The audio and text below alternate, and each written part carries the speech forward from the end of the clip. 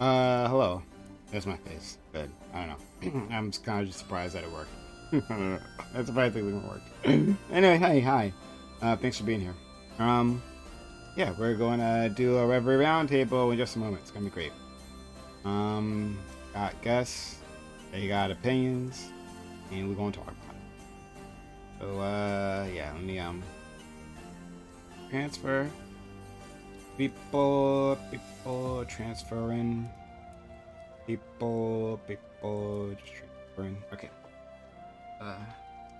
Jump on in. Now I have a conversation.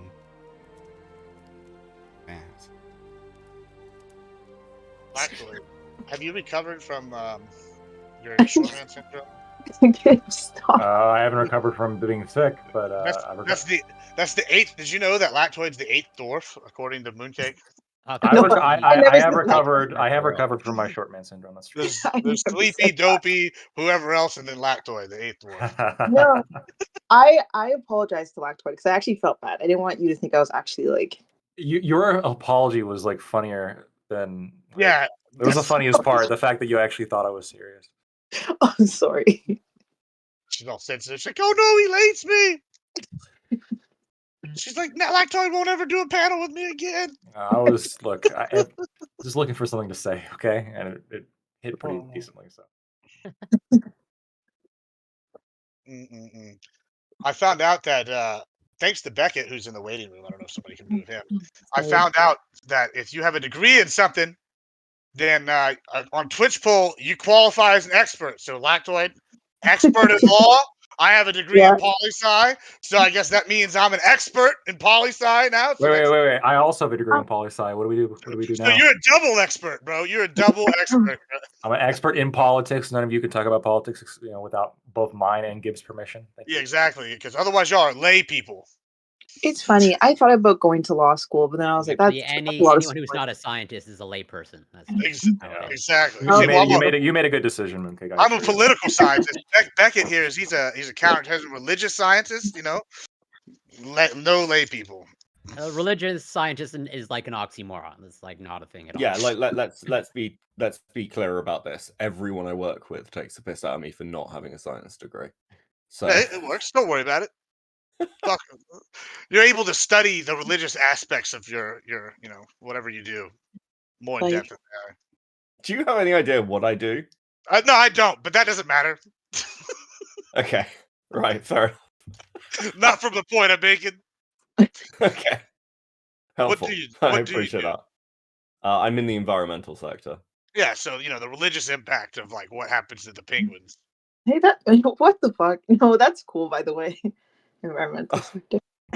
It's good. It's good fun, But yeah, I work with a lot of people with actually serious degrees like PhDs and things in the relevant sector. But well, I'm not in what, like chiropractic, osteopathy. No, in things like chemistry and biology and things like biodiversity, actually environmental science. I got their astrology degrees. You'd be surprised how varied the sector actually is, because you need lots of people for things like policy. You need people who understand. So, like for instance, my counterterrorism degree comes in with things like risk assessment and stuff. So, and also like mass data. And honestly, it's a boot in the door. I think the most useful thing I've ever learned is how to use GIS mapping. Yeah, GIS mapping is like foundational. Oh, let's go. Beckett, the whole reason all this came up is some guy came in, and the reason I messaged you the other day to find out what your degrees was is because this guy was like, "Oh, he's an expert in all these things," and I was like, "Man, I think he said something about religion," and so I was like, "Yeah, if you have a degree in this, apparently you're an expert on Twitch poll." And then they turned around and told me that you were secretly a plant by the government to like find out the people. It's okay to stream right now, yeah. Yeah, I'm streaming. You're using StreamYard, so click the StreamYard link that I sent. I've actually somebody else told me they thought I was a Fed. Yeah, recently there was like 2 or 3 people. They were like, "Yeah, it's 3. He's a plant, and that's why Stardust was an FBI in Jersey because she's secretly a honeypot plant." I was like, "What?" They're in cahoots. The relationship's all fake. They're coming for him. That's fucking incredible. Right, fuck. That's actually quite funny. Yeah, it was like people going on about this. I was like, all right, guys, y'all need to stop smoking. Whatever y'all are smoking, pass it to me. Admiral Gibbs is the conspiracy theorist here. Yeah, that's Yes, Do you clearly back at the Fed. I think two of you. No, do you guys want to guess what I do? Can you guess what my like profession would be in? If you already know, you can't say it. Can I have a hint? Okay. I Oh, gotta wait. run to the restroom. I'll be right back. If I say it, I feel like it's okay. Numbers. Accounting. Oh yeah, you got it. See, if I say numbers, people already know. that's what OnlyFans people say they do too. Just for the No, not It's that. only because anybody Oh, I wasn't on. because anybody who works in actual like mathematics or theoretical stuff like that never says numbers. They say something really esoteric that no one else understands. Whereas accountants are just like, yeah, numbers. Like, I'm just like, Like How did you're a chartered accountant? Not yet. Almost though. Oh, okay. nice. How did that become a TikTok meme that they were all like OnlyFans people were saying their accounts? How did that even like become a thing? Like, do y'all remember this? Have y'all seen this? Sorry, No, what? I have no Never. idea. Oh, About- there's a whole thing like Sense.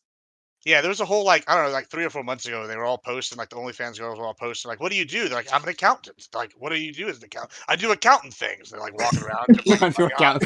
I do account things. yeah, I was like, okay. I don't know. I've actually talked to sex workers on this channel, and they have said they do like a myriad of things. Like when you ask them, like, well, what do you tell your family, right? Marketing. Is that marketing? Marketing. That's actually a good idea. I should say. Yeah. I do marketing things. Yeah, the marketing there right now. That's smart. That's smart. But like what I've heard from some people is that like just do whatever you think you can like hold a casual conversation about, right? Because if you say it, someone in the room might actually ask you a question about it, and so if you can hold a casual conversation about it, then that's good enough. That sounds about right. Yeah. Haram. Don't pull George Costanza and say, what did he say? Marine biology, and then like not know Or anything about it. architect. Yeah, Ooh. architect. Being an architect would be cool. Vanderlei Industries. Art Vandelay. Such a good show. We are just waiting on one other person. Hopefully they'll be here soon, but we're going to give them a little bit of time, and then we'll get started. But most of you here are like on time, which is fantastic. Tom, how fast did you get tossed off that show? Literally just got tossed off. Literally Oh. right when I jumped in here. Okay. My kick or keep? Yeah. Has anybody ever told you look like Kane from Command and Conquer? The Brotherhood of Nine? Maybe. I don't know what that is though. So Oh, it's people I mean, tell it's me not I an look like insult. He's things a I've never badass. heard of all the time. Mm. Isn't that like a 20-year-old game, or do they still make Command and Conquer? I think They just released a remaster, so Remaster of the 20-year-old game. hey, it's a fantastic game. All right, you just back If on it's being remastered, like I'm not saying it's a bad game. I'm just saying They got Command and Conquer Mobile. It's new. Yeah. A remastered StarCraft, a brand new game. But That's yeah, StarCraft 2. I think they have some more recenter ones, but I'm not sure if it's anything that's dropped. Like other than like the mobile game, I think there's like a mobile game, but like I don't count that game's those. terrible. Because come on. Yeah. Yeah. I agree. I mean, it already failed, that mobile game. Yeah. Well, there you go. Yeah. So, but I think. So what's interesting is actually interesting to me, not to most of you people. But interesting to me is that RTS games, real-time strategy games, are having a bit of a resurgence. So there is, StarCraft, which is like pretty much the first esport, and it's still going strong. But unfortunately, it's owned by Blizzard, and Blizzard got taken over by Activision, and Activision doesn't give a fuck about RTSs, so they're not going to make a StarCraft 3. Or anything for that matter. Or anything else other than like what are they? Call of Duty that's a big thing, right? But there's new RTSs coming out, right? So like from people who are former Blizzard employees, they gone out, they made their own company, and they're making a new RTS that's going to come out soon. There's another independent group that's making a second one. So All like the really Westwood people excited. together made a new one too. All the Westwood guys are making a new game. Westwood? Yeah, they're the ones who made all the Command and Conquer games. They reformed Oh. the company and are about to put something out. Yeah. So I'm like really excited. When you want to whoop it in some RTS Prime, you come let me know. All right? No. You, look, understand. I'm garbage. Like I'll tell you right now, I'm not very. And good. we'll learn you real good. I delete. Yeah. Hi. So I'm not very good. I understand that I'm a scrub. But I watch tournaments all the time. I'm a huge fan, and I appreciate other people who are marginally skilled. So, all right. We're like all here right now. Tom, are you talking to us or your audience? Just to be sure, I'm not sure. Are you talking to your audience? Okay, don't worry about it. But anyway, I just want to be sure. But anyway, thanks all for being here. Really excited. This is the Reverie Roundtable, which we have Mondays 8 p.m. Eastern. Looking at us starting on time here, right? Because there's only I only invited 2 black people, so it works out. So we will. Not counting Your yourself. words, not mine. That's for sure. Yeah. I don't invite myself. I just be here. I just be here. But we got a fantastic group. Really excited. If you like what you're hearing, hit the follow button. And subscribe or whatever the fuck. All right. Sorry for our friend Lactoid. How you feeling today, buddy? I'm surviving. Want to thank you for having me. Looking forward to the topic and just talking with y'all. Got some fresh faces here. Prime, I guess quite a quick question for you, based on almost every time you say this on here, which is like certain people being late. Black people. All Black people specifically. All black everything. Wow. When is that scheduled to start, and when does it usually start? Just out of curiosity. It is scheduled to start at 8 p.m. on Thursdays. When it actually starts, it's like 8:45. Yeah. Bullshit. It's 8:30. 8:30. Not 45. No, That's too much. that's 8:30 if everything goes well. But not. It's like 8:45. Don't bullshit me. You can feel better. Kick or keep started over. First of 30 all, can we be minutes late honest? today. Monday Okay. evenings are not as eventful as Where's the Thursday racial evenings. mix? Let me know. Thursday evenings is much more eventful. So people got, Alright. they come in late. All right, that's the excuse. All right, we'll go to our friend D10 Dream. Now look, I am like the reason why that like I keep saying It was Carantos that showed up late, though. To be fair, yeah. You mean the it was host? Carantos. The host? Yeah, Was he the one who was- showed up late? was- The black yes, host? it was the Really? host, yes. Okay. I don't know. Who could have guessed? And I think they're like pretty much like one of the only ones being paid to like be there. Actually, be there. Yep. Yeah. That's funny. Man, if I was getting paid $5,000 a panel, I'd show up late too. I'm gonna be honest with you. You gotta flex on Like them. I'd just be like, yeah, at this point, fuck it. Like, Things I'll are, move. are going so well for you in life. But yeah, no, what I get upset is because like I'm like I start up the stream and there's no one around, and I like end up like reading random articles to just like fill in the time until people show up, right? I just sorry, it's okay. I love black people. Here's a black person that I love. D10 Dream. Thanks for being here, buddy. Hello, everyone. My name is D10 Dream. You know what I mean? Bada boom, bada bing. I'm innocent. Thank you for having me. And you can find me on everything. D10. The letter O, not the 0. Dream. On Twitch, Instagram, Facebook, TikTok, and on Twitter, I'm Hatim the Dream. Thank so you. much. Wick TV, thank you for the kind raid. Hope you had a fantastic stream, friend. I really hope for the best. Everyone check out Wick TV. If I haven't done so yet, he's a fantastic guy. Really kind individual. Got a great community, and we all always want to support our friends. All right. Next we have Corey Campbell back with us. How are you, friend?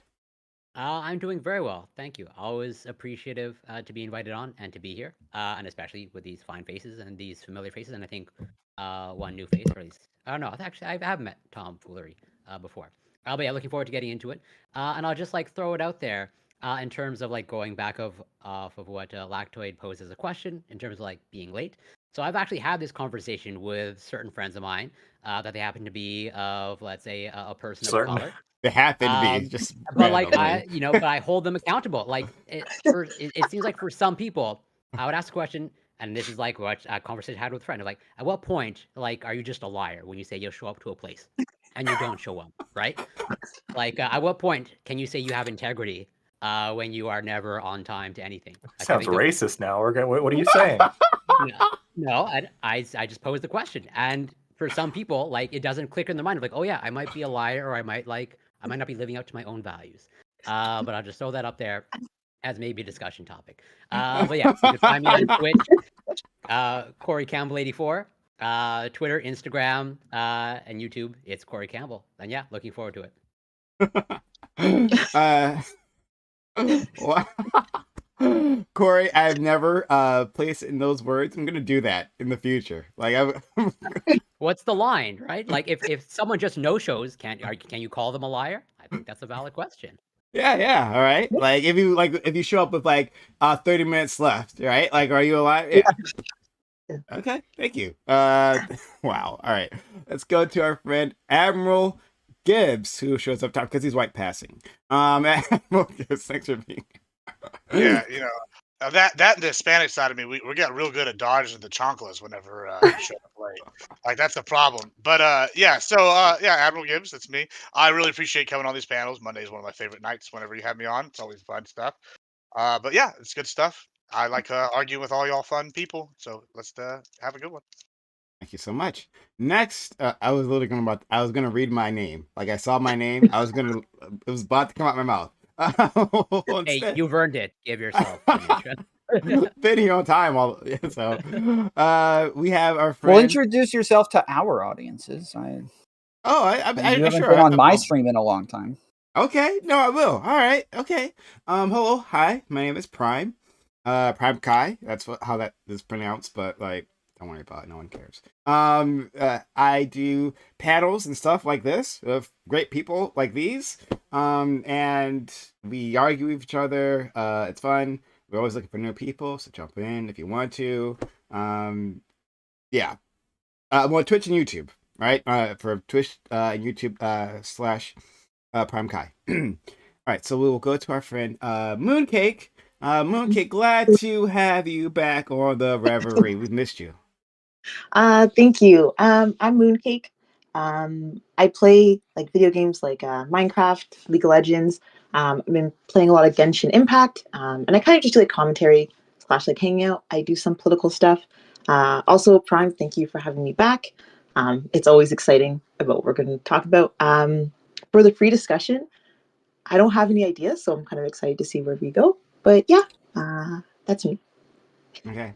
I also want to point out that Mooncake grew up around a lot of white people, and she is always on time. I'm just putting it out there. It's just Yes, I'm actually always on time. Oh, wait, I have to clarify something. Since we're both Canadian, hollering back to a previous All Black Everything panel, I am the non-bigoted Canadian.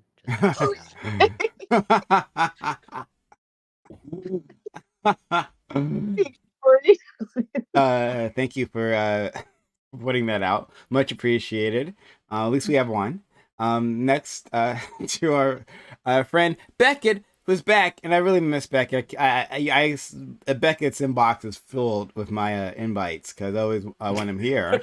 And only occasionally does he deign to be here. But thank you, Beckett, for gracing us with your presence. No, it's my pleasure. It's always fun to come and hang out. It should be good. I'm sure we can listen. There's been so much going on, so I'm sure like the open panel stuff will be interesting. And I always love receiving the invites. Keep sending them to me, and I always want to make time if I can. Makes them feel special. No, there was Mike from PA. Mike from PA. So when I started off, like Mike from PA, He showed up here like once or twice, maybe 3 times. I don't know, right? And I was like, I tried to send him a few invites, but he would normally say no. So, but I think I like asked him directly, like, do you want me to send invites? This is like when I was brand new. Usually I don't even bother doing that. People don't respond, and I just like stop sending them. But I was like, hey, but do you want me to send invites? I mean, you're not responding to them. He's like, oh no, please, send them. They like I like receiving them, all right, and like maybe I'll bother to show up one day, right? He's it's like it made him feel important, and so he just wanted just more like of ego those. boost. Yeah, it's literally that. So yeah, immediately stopped and whatever. We love to have you back. Let's go next to our friend Foolery. Ladies and gentlemen, tomfoolery. We have not had this person here in like 2+ years. It's been so long. And I've always loved having my friend Tom Foley. He has a different opinion than mine, and he does a great job of acquitting himself on these panels. And he's just a fun person overall, and I've really missed him. But here he is, back again in my life. How are you, Tom Foley? I'm doing well, man. I'm happy to be here. Appreciate you inviting me again. Yeah, my name's Tom. Go by Tom Foolery Show. Mostly on YouTube, also on Kick. I do actually think I should mention I am wearing FUBU currently right now. FUBU stands for us, by us. Us in that sentence is black people. So I am technically black now. So I was on time. So just wanna make sure that's on the record. I see Not all it that's why. takes. I have a bunch of FUBU then. I'm black too now. Woo! Yes, great. You guys should test it with the N-word. All right, moving on. I'll go for our friend. No, actually, I don't want to say that because of the next person coming through. Hey, Doobie, thanks for being here. Doobie, dark. So, what'd you say, friend? So, thanks for having me.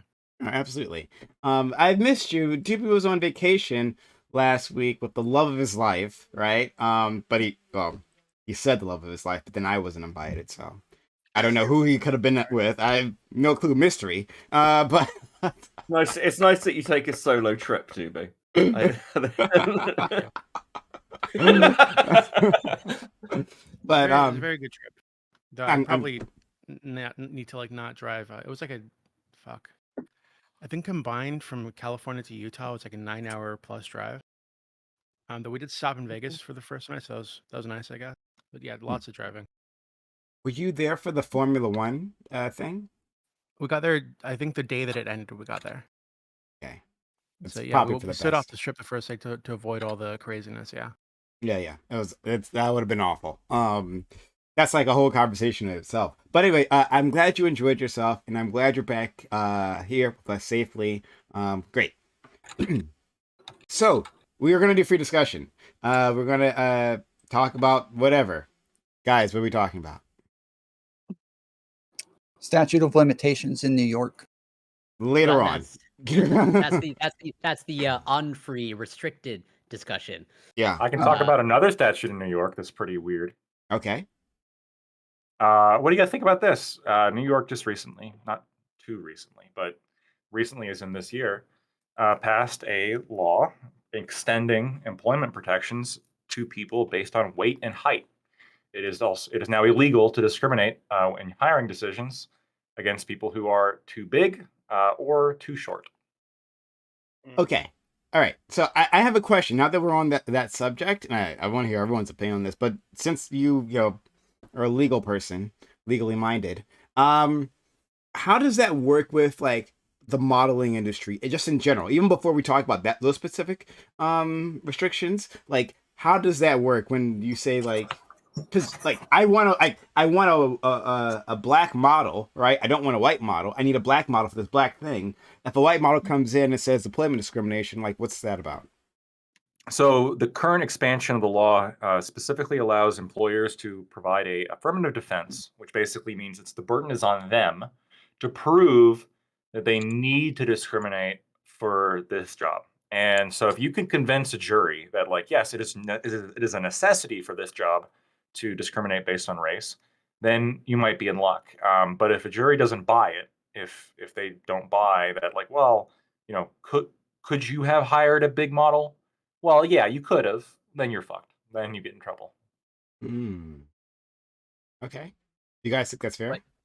Well, yeah, I think I have so many more questions, but doesn't that apply to like just about like what about, let's say, in my limited experience in terms of like whatever bartenders and servers, they tend to be like women. Like is that justified discrimination there? Or, So like do you have to prove like well so you could have hired? with bars, they hire them if they do that and they are discriminating. At least how they do it in Texas, right? They'll hire them as models who serve. That way, they get Mhm. around Oh, bartending okay. laws because bartenders Yeah, you like hire Hooters. yeah, like Hooters Hmm. or Twin Peaks, and they'll like come out there with like calibers and like be like, nope, your BMI is too high. Oh, wait. Can't I do that with? Hooters it does get in a lot of trouble. There's one in particular. There's one example. This is right off the EEOC. Sammy's Gentlemen's Club in Fort Walton Beach, Florida, had to pay a settlement because they refused to hire a male bartender at a strip club. The person sued and got $20,000. What the heck? But That yeah, seems can't you do ridiculous. that with just about anything? Like, well, I'll just hire a model who does accounting, a model who.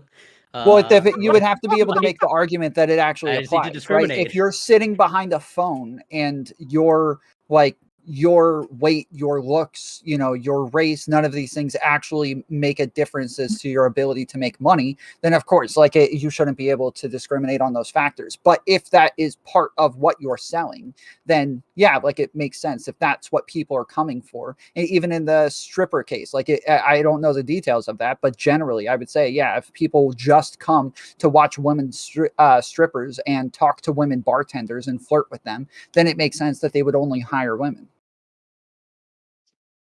Like in my experience, because yeah, when it comes to, so I'm curious like what the actual laws are, because I'm ignorant, but like yeah, I guess it comes down to like what is justified discrimination versus not. But like at least in my experience, there's exceptions for entertainment is pretty much what it is. Yeah, It's like just but entertainment. like I know employers, like they're not at least outside of, I guess, entertainment. Like let's say for an accounting job, you're not supposed to discriminate. Obviously, as far as I know, you're not supposed to discriminate based off of sex or gender. But yeah, at least a lot of the application process, at least in my experience, like when you go through it, like there's a place to like whatever put your gender or sex, and it's like basically should that be like left out, or like should there be sort of a law saying like you can't ask that type of information in an application process, or it has to be like you have to justify asking for that type of information.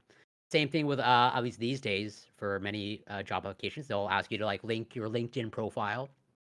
And that'll very often include a picture.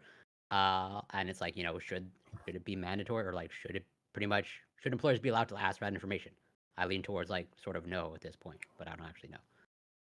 It depends. If you're trying to have a diverse group of workers, it's not just that you're discriminating because you don't like a group, but it could also be, there was a time where I had way too many women working for me and I thought this looks bad. I need to hire some more freaking men, and like actually looked for men on applications. Be careful. Hold on. It was actually Stop like talking, a thing stop that our talking. company. Oh no, it was a thing that our company was doing. It was like a whole program. Where No. we No, had it was meetings. nothing. Yes. No, it literally is. I'm telling you, this is like a part of programs with the government where they actually like want you to have a certain amount of like things, but it's not quotas. It's very different from quotas. Okay, so this was with a government program, right?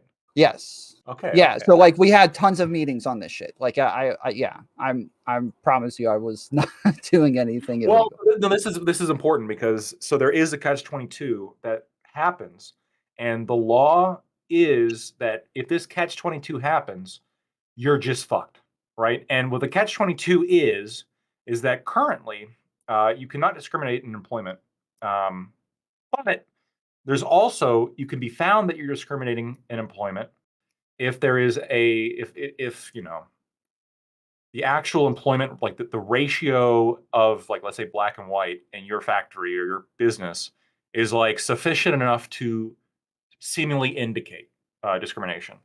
And so there's, I can't remember the name of the case. I'll find it. But there's one famous case where a company was kind of faced with a situation where they were being gone after because they didn't have enough Black people at their company. So then they specifically started choosing Black applicants over white applicants. And then they got in trouble because they're not allowed to do that either. Mhm. And their defense was, we can't do anything to make you happy. And the response quite literally was, too bad. Like that is law. And I can find several cases on that. So it's an incredibly difficult field to I navigate. So the company. That's guess I crazy would to me. for Lactoid on this because you brought up the article. Would this fall under like a disability issue, like the weight and everything like that, or height? Well, so apparently in New York, morbid obesity to the point like at some point became a disability or like can be designated as a disability, and that would have come under the protections that were already in place for disabled people. But this new expansion of the law basically states like even if somebody's not disabled because of their weight, you just can't discriminate based on weight or height. So they basically added those two things as protected classes along with race, gender, religion. I find it interesting that Lactoid brought up the no But how would discrimination. anyone know? That's the thing. How would anyone possibly know that? Oh, she's obese. They're fat. You can Yeah. tell, like you can go somewhere. No. That's You- not what I You asked. can I'm you not can hear asking it in their them. voice.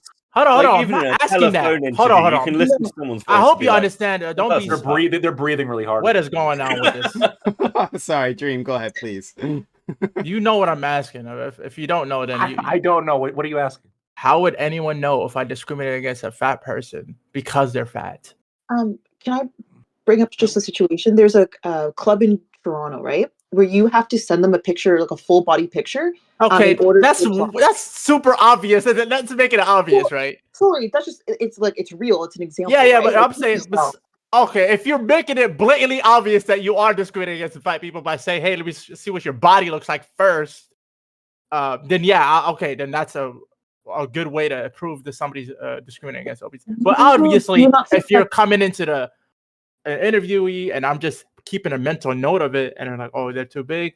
Oh yeah, you're doing a good job. Yeah. You know what? This applicant didn't fulfill our culture or whatever. Blah blah blah. You can just say that bullshit, and then there's no evidence of anything. Most of the time in hiring processes, that weight works. isn't going to count nearly as much as like presentation. Like somebody who's overweight but comes in dressed really well and looks really professional, talks really professionally, and is like able to like speak well throughout the interview, those people will generally do much better than people who are underweight or Yeah, of course. but kind of I don't suck. think We're not that's- talking about what happens in general. We're talking about like if it But how do happens you- at all. How the Mm. heck would you even know if somebody doesn't make it as blatant as let me see I your can answer that. picture? Yeah, Sorry. generally you can't know. Oh, hold on, This sorry, is- hold on, one second. So, Mooncake, you've been trying to get in, so go ahead. Tom, Sorry, then I I was want gonna more of stop and then you. no, I was gonna say, like, I feel like it's known, it's like a known thing that people do take like fat people less seriously. And I think that even comes down to jobs, right? If you're looking at two people, you might look at the person who is like quite thinner than the person who's bigger, especially if, let's just say, they're similar. Even if the bigger person interviews pretty well, I think they tend to choose the person who is more attractive based on like what society thinks. Yeah, So- let's go to Tom. Tom, if there's anything else you want to add, then we'll go to Gibbs and Lactoid. I think that a lot of it is stuff that we can't even help. Like lots of times we just perceive people better based on lookism. It's not something that like especially when you go through hiring processes, these are things that like you have to kind of check within yourself is these are just not just race or height or things like that, but just whether or not they're good looking. These are things that like generally you will have to, kind of think about within yourself because you might perceive people in a better light and think of them saying things that you might think of others in like a worse light. You might think of them in a better light just because they're good looking while they say it, or they're cute while they say it, or they're like a bit more domineering while they say it. And so, yeah, lookism seems to apply across the board, whether you are doing it on purpose or not. And so it's, even if you could prove it, I don't know that you could prove like intent or that it was done on purpose. I got so many job offers because of my sex appeal. Like it's unbelievable. torrent. it's Go that's ahead. a perfect segue. So like I was working at my very first law firm, right? That I was working at, right? And I got promoted like head of a department, and I'd always thought it was interesting that they're like I felt like all the people that were like legal assistants were really attractive. I mean, like I'm okay, but like everybody there was real attractive. And so there was an opening that came up, and I like brought in 3 candidates, and I was supposed to interview them, and then the lawyers interviewed them, and all the lawyers like, yeah, they were decent, whatever. And finally, the head lady, the owner, one of the owners of the firm, the name partners, comes up to me and she goes, Gibbs, we need to talk. And I was like, oh, okay, this is gonna be bad because she was a real bitch. And so I was like, she's gonna chew me. It's like literally this lady would chew me out for an hour every day. She had everybody coming, had an hour beratement hour. It was a great job, let me tell you. But anyway, so she was like, oh, it's like, what's going on? She's like, listen, I don't want nobody looking like you working here. I need you to find people that are attractive and qualified. And she's like, because we have an image to present up at the front of the house. And she's like, we hired you because you're an Aggie and you're overqualified. And I was like, all right, I probably could be mad about this, but this is a really good opportunity, so I'm not going to bitch. So the next girl I brought in was a former Playboy bunny that I knew, and she got hired instantly. And she was like qualified, but not as qualified as some of the other people. Instantly hired. And then they're like, we need 2 more people. So I got my ex-wife to come in, and she was a model. She had no qualifications. They hired her immediately, and I was like, all right. So On the spot. You're on the spot. Yeah, dude, you're hired. You're hired. They did one interview. The lawyer walked in there for 5 minutes. He said she's hired to both of them. And then I got a third one, and they wouldn't hire the third person. And then one of the other girls was like, oh, I got another model. We got a girl that used to be a model bartender or whatever, bottle girl. She comes in there, and so we're training these 3 people. Have no qualifications for this.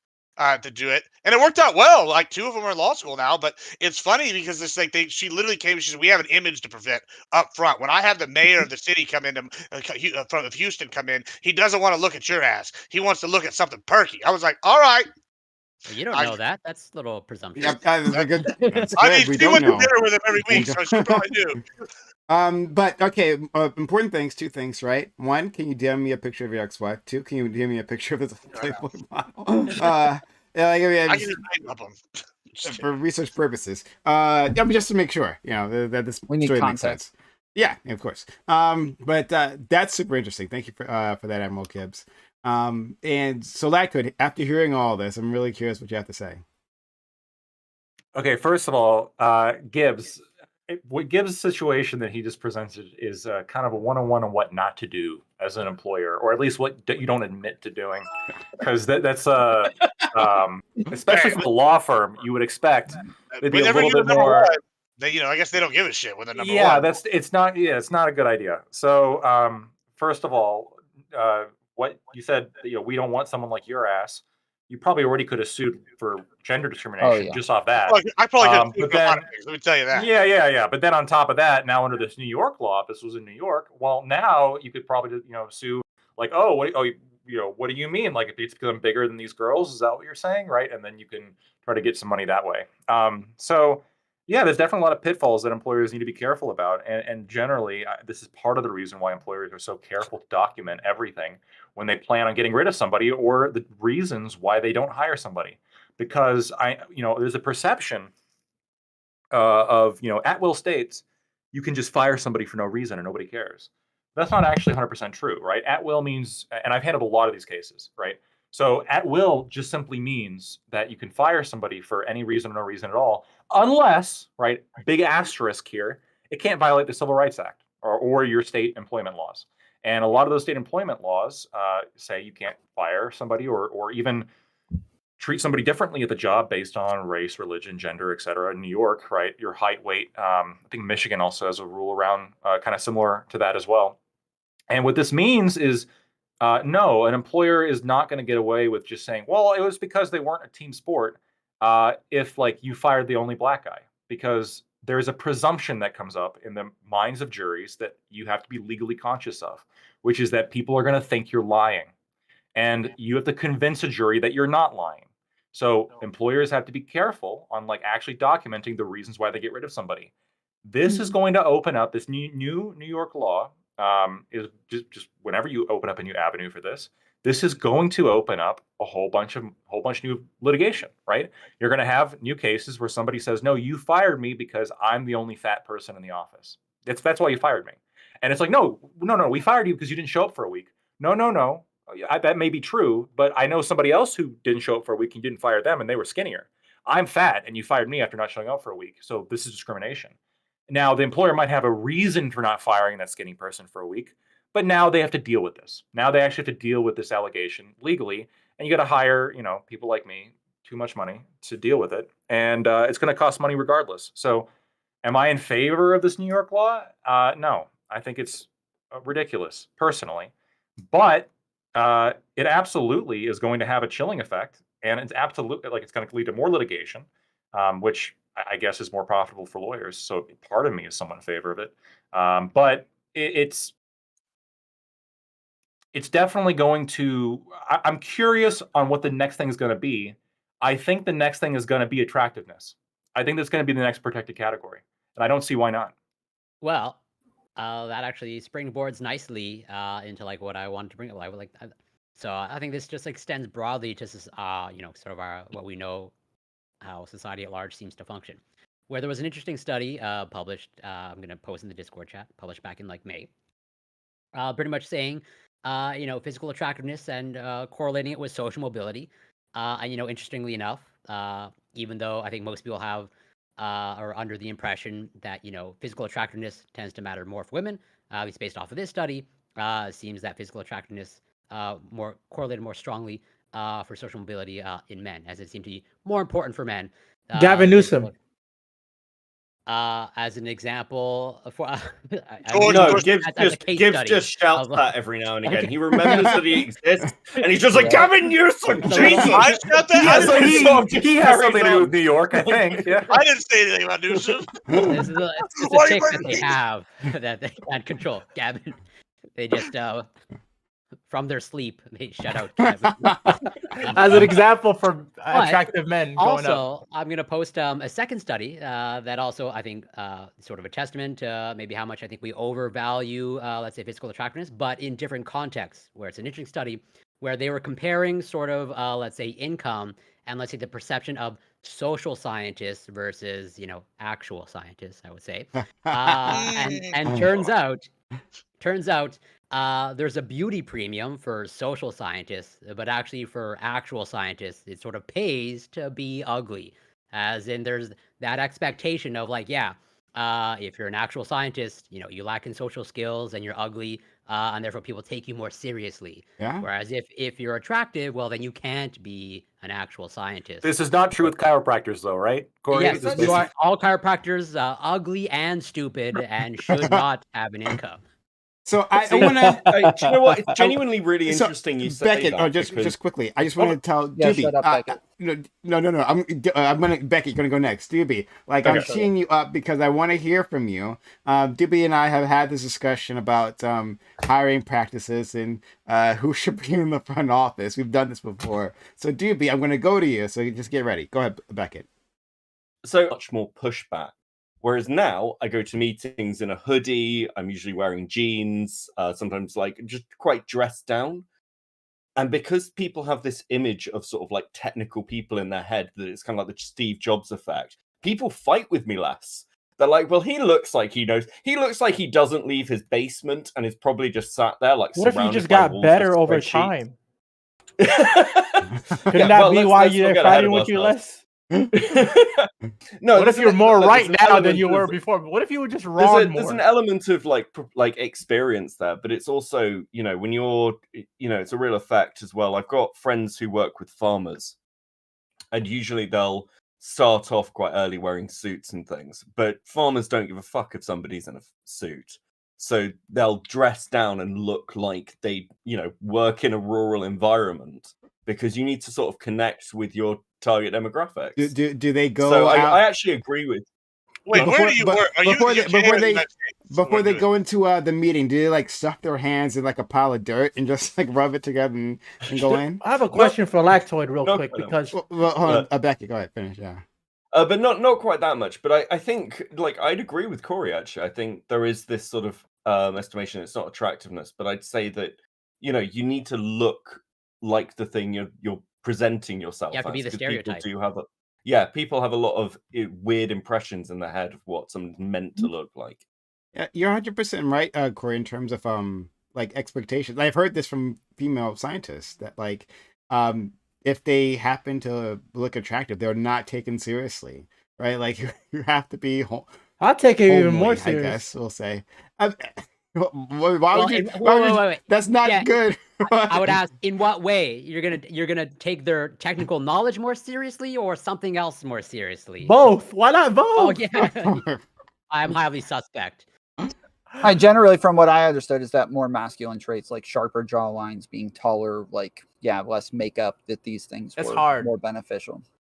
It's hard for a Yeah, shopper. working from home's been great for manlets. Anyways, my question to Lacto was gonna be I believe it was about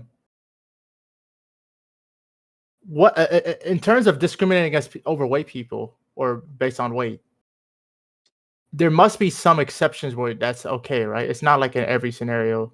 Like in terms of like what if you were hiring a physical trainer? Right? Yeah. So yeah, again, the business can put forward an affirmative defense where basically, once discrimination has been shown, which in these cases it's gonna be, right?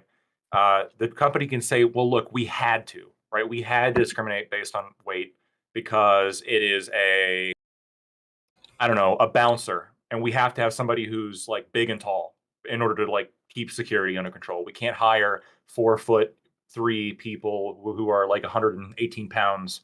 Like they're just not going to be good bouncers. Like that's like they can make the argument and they'd probably win that. They'd probably convince. Are you on the phone while I'm answering? Yeah, that's what he's doing. I was gonna say, He's on the phone with Gavin Newsom. I was gonna say, Holy shit. Well, he works. So, He works for the city in California, right? Okay. I was gonna say a personal trainer probably kind of a doesn't fit. Chad move. Honestly, I respect it. It's kind of like a boss move. Like Ask Yeah. a question and then just yeah, it's pretty based. It's pretty based. I'll keep going. But yeah, there's going to be exceptions, just like there's exceptions with basically all racial discrimination or any kind of discrimination. Racial discrimination is one of the hardest to find any kind of exception. So this gets into like a deeper legal thing, right? Strict scrutiny, intermediate scrutiny, right? There's like a whole legal framework around this, but not all protected classes are the same or equal, right? Race is generally much more protected than gender, and gender is much more protected than, I guess, weight or height, right? In this case, so it's some protection. It's not going to be as much as for other categories. I was gonna say a personal trainer probably doesn't fit that category because you could be qualified like by your like Yeah, credentials, absolutely. or be like injured and get fat like Papa, and So- then So I'm just Mooncake and then curious- Doobie. Yeah, I kind of have a question. Okay, so like I've read a statistic that the taller you are, the more money you make. So men who are over 6+ tend to make on average 166,000 during like their 30-year career. Do you think short men should be protected or helped because tall men seem to have this advantage? Okay, so I'm going to drop a bomb. I don't think anybody should be protected actually under the law. So my statement, like, it's just broad strokes. Now, Wait, how tall are you? I'm 6'2". allegedly. Interesting opinion. interesting. I know, right? Weird. The tall guy would have the opinion that short men shouldn't be protected. No, I get it. Are you I'm also cis white, and as I'm well cis, and white, straight, heterosexual? man. Oh. Yeah, absolutely. Very right. interesting. Very, yeah. very interesting. Yeah. But I mean, generally, like, it genuinely comes down to every employer, I think, has their own interests for what they want to do with their own property. I don't think that I have the right to force them to do something that they don't want to do. And I think this is most exemplified when we think about industries where it's just fucking ridiculous to protect protected classes, right? Like a strip club. Like, we all see it, how ridiculous it is. Like, are you really saying that I can't discriminate based on gender or sex or even weight when it comes to strippers that are dancing in my strip club? The whole point of which is to appeal to the sexual interests of straight men. You're telling me and then Not all everyone strip agreed. clubs, Yeah, not all everyone. Well, not all strip clubs, but this one, right? Any one that I would run, let's just say.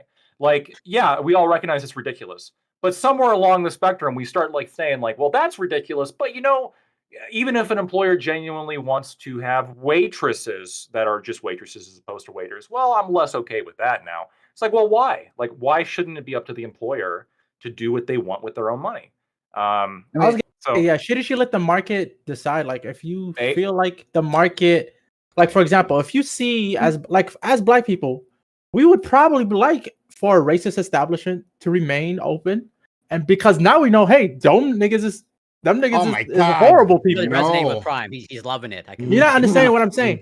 I They would understand. close on their own because people would choose not to go there because they're racist. Or the opposite of that. Or literally the opposite of that. And they It's a would go cultural no, message. because it was racist. And or the big thing is apathy, Yep, right? that's Where right. people don't actually give a fuck, right? They'll just go. That's what happens all the time now. But the alternative is they hide it, and now you're giving pockets to a racist because they tolerate you. If they're putting you're feeling a racist If they're pockets. putting money in the pocket of people who are working there, minorities who are working there, then that's fine. I expect all the business class, the top business class, to be racist. I just assume every single fucking one of them, even the black ones, are racist, right? So I go in there knowing that. But as long as I can use the business, and as long as people who look like me can get hired in them, like, what do I care? I don't give a fuck. Evil wins sometimes, Mooncake. You're making. I a mean, win. generally, I would say that the government provides currency so that we can all trade and so that we can all do things, and so they are going to regulate that currency and kind of decide what businesses can or can't open based on them using this currency to provide services. And then also because they have to regulate this and make sure people pay taxes on it, we can't come up with some alternative currency to use outside of this. And so, yeah, there's just generally going to be the government telling us what we can or can't do to some extent within reason. What if I just use Bitcoin? What if we use that's kind of what I was talking about. Is that it seems more like Tom, that's a fine outside of taxes. That's a fine explanation for a lot of things, Tom. But I think in this specific case, I think it's the government attempting to impose or influence society and our culture.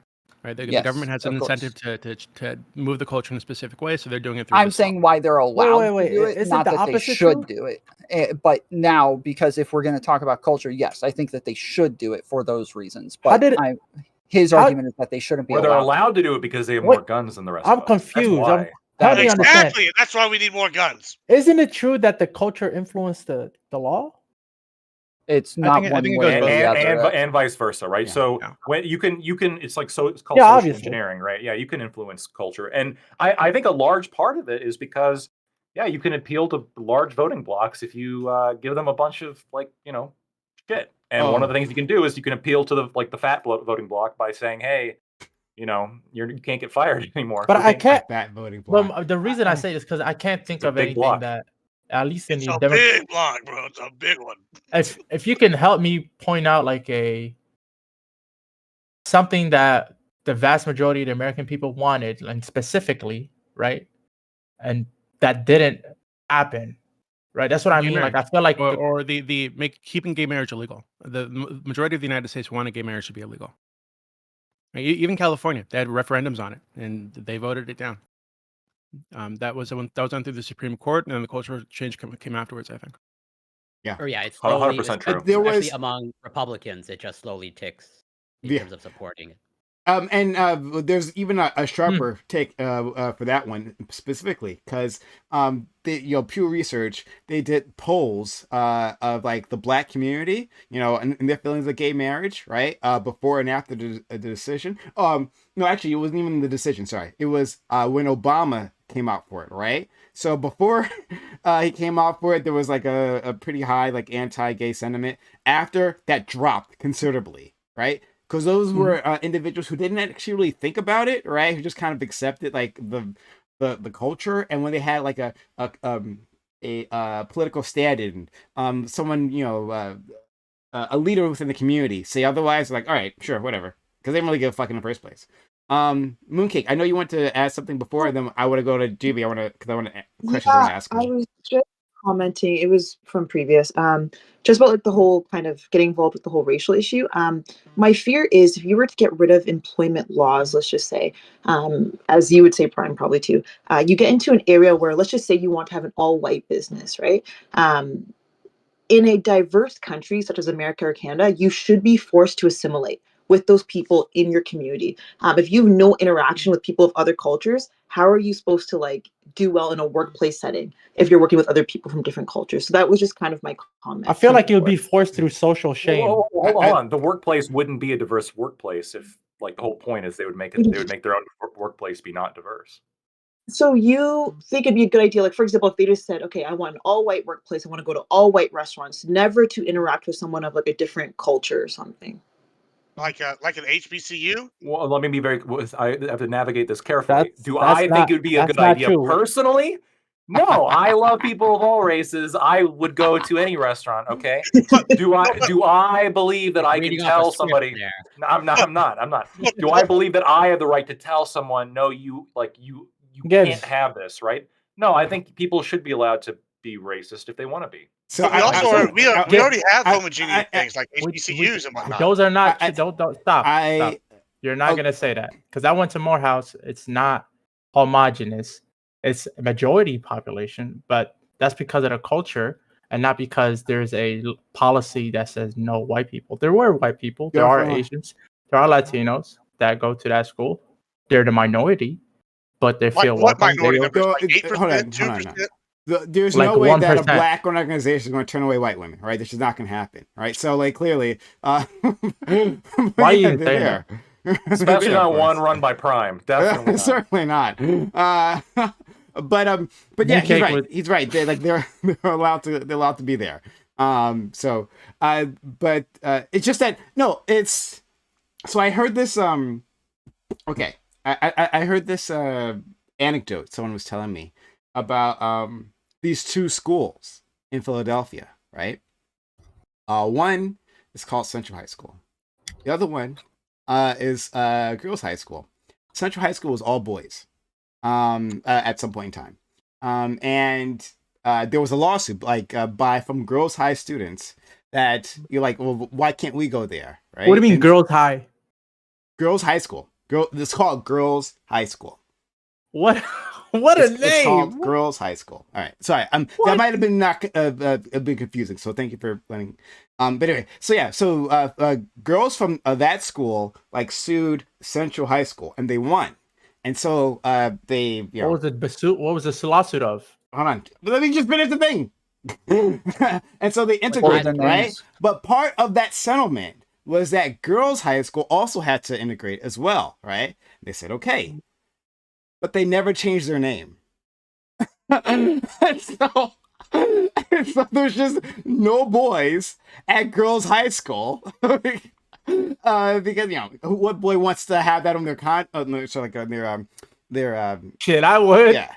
Yeah, I went to fair girls' enough, high school. Yeah, I but was the only nigga anyway, there. but there's Studies at- as far as I know, there's never been a boy graduate, but they are allowed to go, right? So it's the Bro, same thing I with would have black become the universities king of now. the girls' freaking high school. That So- would have so- been awesome. I would Studies- imagine prom dates. That's the most Tom answer you could sports. possibly give. So studies do dude, I'll show go that sign up gender now. segregating schools does have beneficial effects, especially for women. So girls that go to girls' schools tend to outperform girls that go to mixed schools. Based on Another the reason research why I we should read. integrate, of course. Yeah, good work. Doobie. Wait, what was that? Doobie, friend. I definitely want to hear your opinion. As an employer, we've talked about this before. I wonder if your opinion has changed, or first of all, what do you think about this idea of banning height and weight discrimination specifically? I think it's stupid. But I mean, you know that I think you should be able to discriminate in employment for anything, right? Like literally anything. Like personally, I wouldn't hire somebody who's extremely overweight, or ugly, or trans, or have some other like noticeable mental health issue. Like obviously not. So, yeah, I think that it just seems like Yeah, can you discriminate because of autism and like Down syndrome? yeah, Is you that should be okay? able to. Lactoid, is that Depends on okay whether legally? or not it No, it's applies. ableist. Yeah, it's Damn. ableist, but What if it's self-diagnosed autism? I think the issue is that like That's there's this impulse to say that people can be these things and still live happy, healthy lives and still be good people, et cetera, and everybody would agree with this, right? But that doesn't mean that it doesn't have an impact on the people around you, on the way that the business is represented. So it's just kind of ridiculous, I think. I think it's not simple enough to think that just because I mean I feel like, yeah, so like somebody said earlier, they have to protect citizens and make it to where they're capable of existing within a country. If it just like I think it was D10 earlier who was saying, well, we'll just stigmatize the people who don't hire black people and then it'll be okay. But technically they could stigmatize in the opposite direction and just get mad if people did hire black people, and Sure. that's kind of Why how not? it Who's happened they? before. They, bro, they. But we're You know moving who in a they forward are. direction. We're No. not moving backwards in terms of like We- social acceptance. Hold on. We're, Yes, we're again, being but more. that's part I don't of know the that's laws. true, That's for part sure. of the social acceptance. Again, is But that we are changing laws and changing it to where people are forced to work with black people, forced to live around black people. So of course we're changing. But not didn't- marry them yet. That's coming next. Not yet. right? Not yet. Marry who? Hold on, can I because I feel like this tends to get focused on black people, right? For reasons that are understandable, right? That's fine. But there are all types of other people who get discriminated against, right? And who should be discriminated against. I think you should be able to discriminate against somebody for religious reasons. If they're part of some fucked up religion you want nothing to do with, right? If they have an ideology, a belief system, a political belief system that you disagree with, if they're like a Nazi or something, or some kind of like a accelerationist weirdo, right? Who like jerks off to like lolly porn and shit on the internet. Like you shouldn't have to hire these people, Relevant. right? I think it should be fine to say, hey, yeah, your beliefs are fucked up. I don't want you anywhere near my business or my employees or anything. Yeah, but we tend to change that based on immutable characteristics, not like Well, whether or not hold on. you Religion jack is the lolly. protected. Religion is protected right now. Yeah. Wait, what do you mean religion is protected? Wait. Religion is not an Oh, immutable well, so okay, characteristic. yeah, yeah, you're saying it's so. protected. So Yeah, for you're right, example, you're right. right? Sorry, I was yeah. thinking of something else. Let's say I'm an old school Mormon and I believe that like black people were stained by God for being doing something wrong or whatever. And I believe this. You can't discriminate against me when you hire me. Otherwise, I'm going to sue you and win. Yeah, the children of Ham.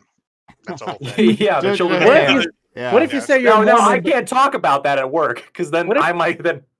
What if you say you're Mormon but you don't believe in that bullshit? Is that okay to you? No, you cannot discriminate against somebody based on their religious belief. Well, wait. Like, But that's the point I'm making, though, Well, is that you can call yourself a Mormon, but not believe in the thing that you think I'm believing that makes it bullshit. Or No, horrible. to an extent. Like if there was a I don't know, like a Muslim person who was telling one of their coworkers that they needed to like be stoned to death for, showing Right. their So faith or that something would be like based they on can their still get character, not fired, even though simply it's being still- Muslim. Right? If they That can would make, be- I'm No, saying that that's they a can religious make the characteristic. argument No, that no, it no, is no, a no. religious characteristic for some No, people. for because sure. there's much other Muslims that wouldn't do that, and so it Don't we wouldn't have be religious just but because you're that Muslim. doesn't- that Yeah, doesn't but not mean this anything. sect of That's- Islam, that's right? Right. This literally sect of all Islam is a religion. independent religion for the purposes of Yeah, civil Wait, protection. so that's Corey, my and Mooncake, yeah.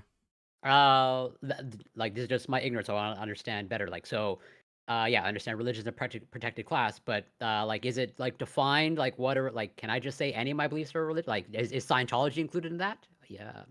Yeah. Yeah, this It is- actually has to be a well, recognized Well, religion. no. So Scientology 100% is included. So, and there was, I know there have been several high-profile cases about the spaghetti Farians or whatever. Pastafarians. Pastafarians, people who believe in the flying spaghetti monster.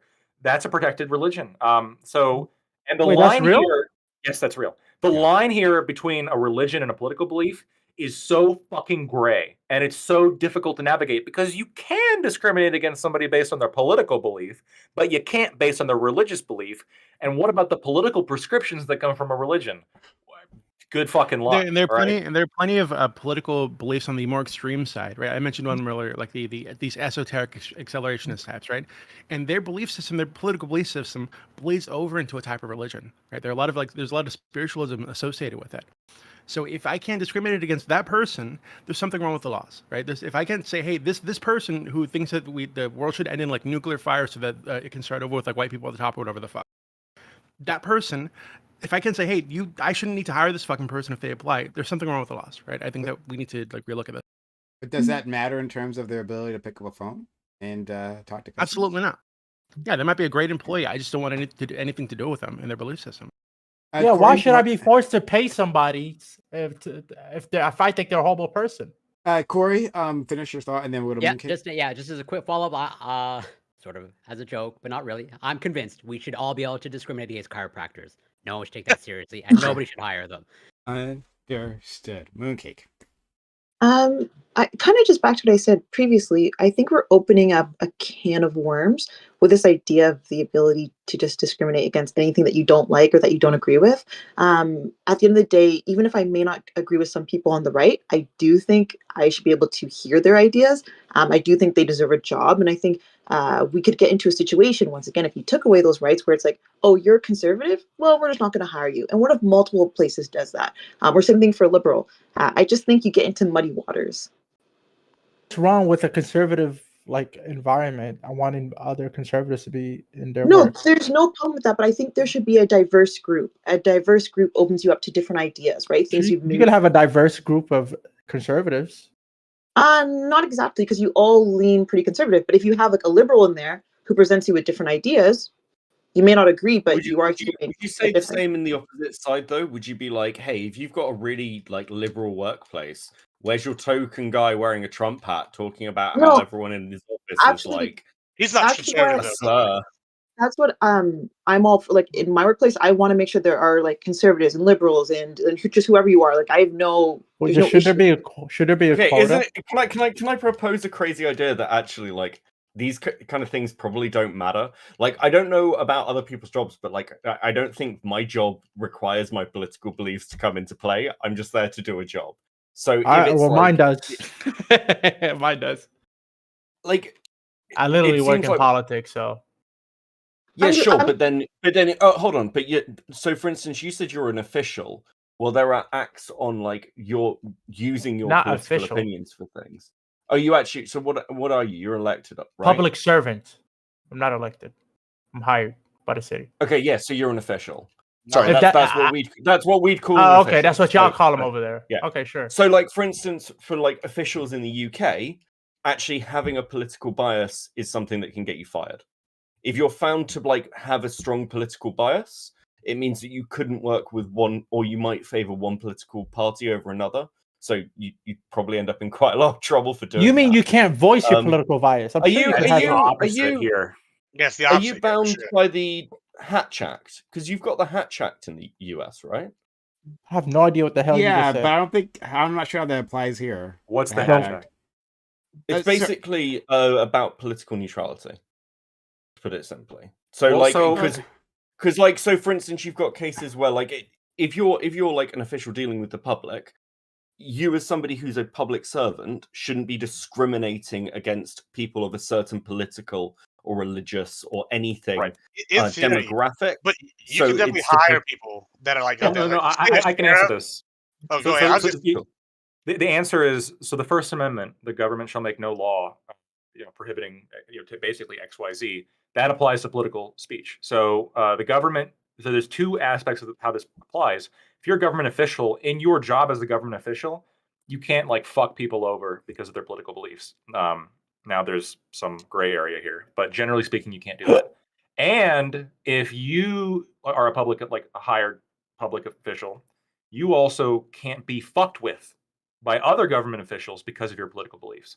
So, for example, if you get fired because you're a Democrat in a government, like in like a city role, you could sue based on First Amendment protections. This gets super gray when we start talking about obviously elected positions and the people that elected positions put into power. There's exceptions for those. Wait, so So what I'm hearing is simply because you identify as one, Sorry. you can't be fired for that. But what about like specific ideas that you hold where it's a political belief, but it's not necessarily, oh, this is a Democratic political belief, this is a Republican. But because of how horrible the specific political belief that you have, I'm like, as an employer, I don't want you. Where does that land? So hold on, we're gonna go to Gibbs and then Doobie and sorry guys, I was confusing the Hatch Act with the Hyde Amendment. They start with H's. I'm sorry. Like, so Hyde Amendment has to do with like abortion. So I was like, what's that you bringing? Right. Okay. That's Like, my fault. That's my fault. That's my fault. I do think in California they have laws against discriminating against political affiliation. So I was gonna say that's not completely true. And I can think of an example where this happens and it's kind of frowned upon, but like it's allowed. And usually when this happens, people talk a lot of shit. For example, like say a sheriff gets elected and he decides to fire all the sheriffs, and he's like, I'm gonna pull some cronyism and hire all my friends to be sheriffs or deputies. That has happens fairly often. You see that, like, especially in Texas, you see when we vote judges in, they'll fire all the people that weren't with their political party, and they'll hire all new people. And they're like, what? And their excuse is like, well, it's a right to work state. And then they follow it up with, well, I'm bringing in my my people that helped me get here, kind of thing. So it's not completely you can't discriminate like that. But like, I mean, I don't know about the rest of it. I know like specifically in Texas, they'll like bring in when you vote in sheriffs or whatever. But I was going to bring up something. So I was kind of interesting, maybe a little bit off topic here. So we're talking about discriminations. What would y'all say about discriminating against something like, say, how a person smells? Yeah, Okay. Okay. I hate bad smelling people, bro. Hygiene is really important, bro. You really Okay, need to so- get out of here. It's so gonna bu- make a horrible environment for all your coworkers. So And I'm let me- sorry.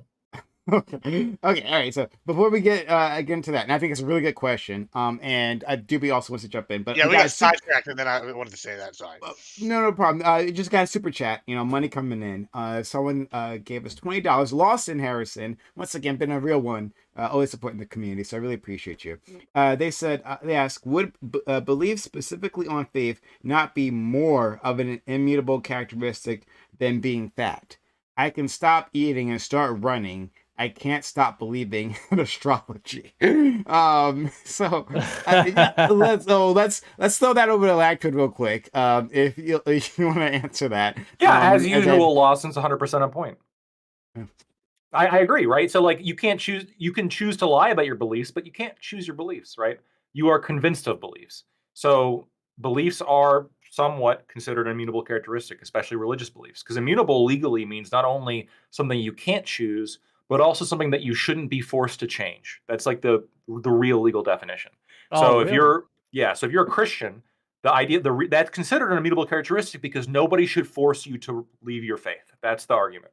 And so and also if you truly believe it, I mean, fuck, I've argued with Christians. They fucking believe it. And there's no way you can convince them there's no way you could convince them that it's not the case. But you can lose weight, especially now that they have all these weight loss drugs that we had a panel on. Remember that? I mean, shit. I mean, Yeah. fuck. Pop quiz. What's the difference between an agonist and antagonist, Lactoid? It's like a hormone, I think, or something. Yeah, you got it. Let's go to our friend Doobie. And guys, you can also support the channel by super chats or hype chats. If you want a question asked or answered, then please help us out. Or you just want to make a comment or anything like that. It's a great way to help the community. Thank you so much. But Doobie, please. I'm just I really want to like get a clear answer from people, I think. So like if somebody came into my business, right? Let's say I had a front-facing business. I was going to be interacting with customers and their children, doing whatever the fuck. Maybe I'm Chuck E. Cheese or something. Somebody came up. They have all the qualifications I need on paper, but they're a burn victim, right? So their face is all fucked up, cheeks all fucked up, ears half burnt off. They look hideous, right? They're scary as fuck. Should I really have to hire this person to be in a place where I'm going to be front-facing, interacting with children and parents? Like, no, I think that's ridiculous. Of course, I should be able to turn them away. And why not? I think even better is just like face tattoos, right? Like if you have like Yeah. a whole bunch of face tattoos, I'm sorry, you made a bad decision. I don't know I what think to you tell can. What if discriminate they based look on good with the tattoos, face though. tattoos, though? What if they're like Yeah, what if sexy? it's a good face What- tat? What if does they that tattooed mean? someone else's face on But them? what- There are tons of Even better. corporate jobs where you still aren't supposed to have tattoos. So that's What does that fairly change common. though about the value of their work, the way they do their job? If they're doing the best job, like the best out of everybody, why wouldn't you hire them, even if they look Because like they have you tattoos? might Yeah, that's lose- what I'm saying. you It might depends lose on whether or profit, not it that's actually why. affects. Yeah.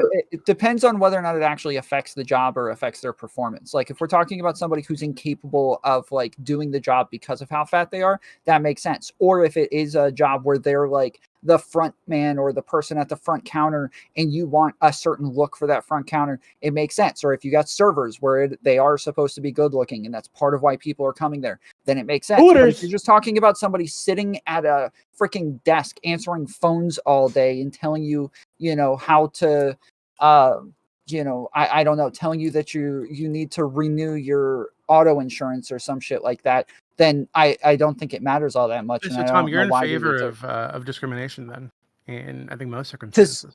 Yes, I- of course, everybody's in favor of discrimination in most circumstances, but not on like immutable characteristics. Generally, is where I think Yeah, our problem is too, though, is that we're only referencing the entertainment industry. Like, I understand what you're saying, like, oh, a strip club or a bar, you probably want pretty attractive people working at the front, and things like that. But I'm just talking on an overall level, right? We don't all work in the entertainment industry, and that's why I say Well, kind of. he mentioned restaurants, which are not entertainment. I mean, Yeah, a let's lot talk of people work in sales. sales. Like, Well, I, restaurant falls Physical into the appearance is entertainment extremely industry. important.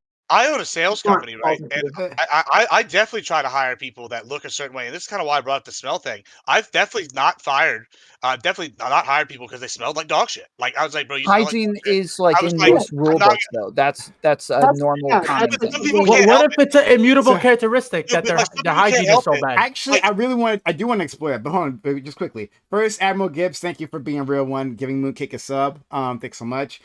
Thank you. you need one more for a hype train. That's my business manager. He mostly game by. He runs one of my companies. Let's go, hype Oh. train. Thank you. Yeah, I'm mostly gaming. Thank you for subbing. And then gifting a sub. Or no, sorry, you gifted a sub to Omni Slap. Thank you so much. Oh, we're And on then level 1 hype train. we're at level 1 hype train. So 50% down, 50% left. Help us get to a level 2 hype train, guys. If you like this, what we're doing here, and we do it all the time for you. Consider supporting us by subs to the channel, gifting bits or gifting subs. Kamikaze, give 500 bits for a question. Ask Lactoid how he feels about protecting national origins, such as a person from Syria with ties to terrorist organizations or China. All right. China. And Naritas gave 300 bits. Thank you so much. We're at 60%. Help us get to a level 2 hype train. Help us get to a level 3 hype train, guys. Support the channel. Sub to the channel. Give bits. Give subs. Or use a hype train or hype chat. Fuck. All that help us out. Or resub. Help us support this community so I can keep doing this. I do need your help to make that happen. Now is the time. Jump on in. All right. So, Lad, you can answer that question. Do you want to dream? I do want to jump in on your question about like what if it's immutable, the smell. Let's not forget that. Yeah, one. I was gonna finish that, but yeah, But- So I mean, And I think my answer. I think my answer is pretty like obvious based on what it would be. Yeah, I'm generally against protections. If you want to discriminate based on national origin, I think you should be allowed to. Especially if you can come up with like some kind of somewhat rational basis, right? Like, I was thinking about the weight thing. Like, am I totally off base? If somebody's like really, really obese, does this not at some point, at some level, indicate like, not for everybody, it's imperfect measurement, just like all measurements, right? But couldn't it somewhat indicate like a lack of dedication at some point, right? Oh boy. Oh, oh mental boy. dedication. No, you don't have to go that far, like Like you don't even have to go that far. Other You can problems that are simply causing it. just say But mental health. Before you, oh boy, oh my god, before we get That's there, also before protected. we had 40 seconds left. Help us get that hype train. Help us get to level 2 hype train. Subs to channel, give bits, give subs, use a hype train or resub, all that good stuff. Please support the community so we can continue on the hype train. Thank you for the people who support it so far, though. Okay, so sure, we could go down this route. Yeah, and Mooncake, you've been trying to jump in. Yeah, I'm sorry. I'm just still quite shocked at what I'm hearing. Like, I think we're also just talking about the extremes, right? I'm not talking about an extremely overweight person who may not be able to do the job, right? I'm talking about, let's just say, a mid-sized individual who applies, and then they have all the credentials, they're highly experienced. Then you have someone come in who's, let's just say, more objectively attractive, a lot thinner, and they choose this person over that person strictly based on the way they look.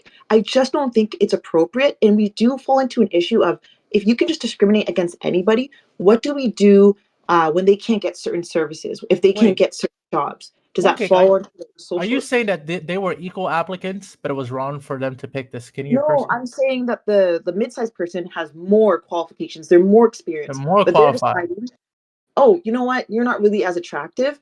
And this is a mid-sized person, I'm saying. We're going to go with the person who's more attractive, has less qualifications. We're even going to have to train them more, probably. I do think Hold that's on, so Mooncake. ridiculous. So I think this would actually make sense depending on the job, right? So like in a front facing like sales position where they're going to be interacting with potential like customers, right? It's if they're trainable and it's not something that's going to be very difficult to train them in, it does make more sense to get a more attractive person because they're absolutely going to get more sales most of the time.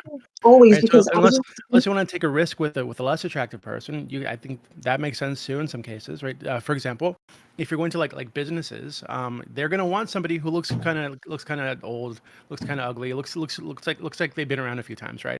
They're not going to want to talk to a young person who looks like they just got out of college. That's just I don't true. think that's true. Like lawyers.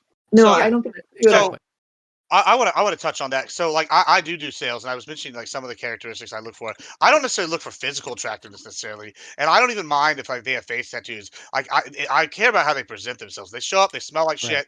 You know, if they like look like shit, they like dress like shit. You know, like but they can talk a good game.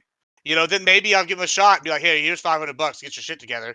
Come back Monday. Get a house. Here's a barber. Here's some shower stuff. Whatever. Come back Monday. We got you." And I'll give them a week or two and see how it works out. You know, even the worst salesman can make me $500 for me in a week or two, right? So like whatever. But like if you look at it and like if I look at them and they're just over here, they're dressed like shit. And they have no personality and they're like presenting themselves poorly. You know, on top of these other things, then no. But like it's just you have to look at these things. And I mean, like I also wouldn't send a girl. Like I have a girl that works for me. She's got face tattoos, and some days she'll cover them up.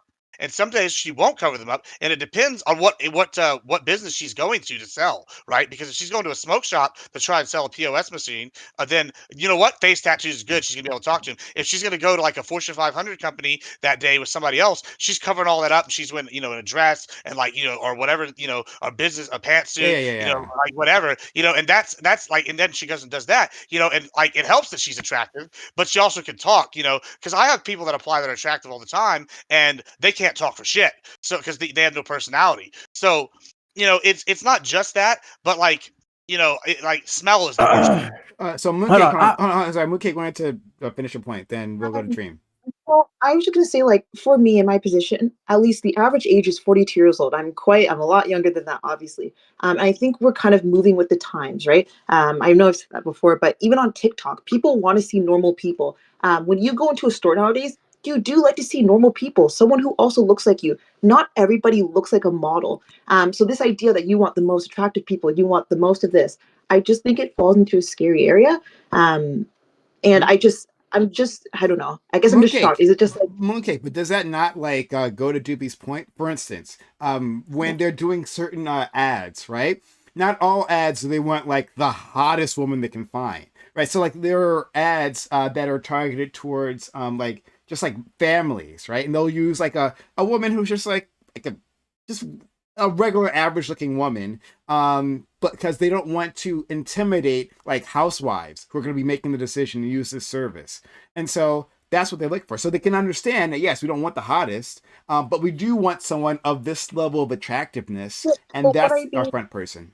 which means they're discriminating against the hottest people. in general, people me. just enjoy seeing like normal people. I guess that's what I'm trying to say as well.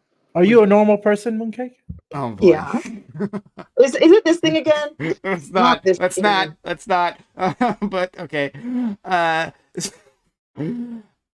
But Doobie, you asked for a solid answer though. You asked us to go around like, what do people think? Either a burn victim or like severe facial tattoos, not like a pretty, I don't know, flower or whatever the fuck. Like, you know what I'm talking about.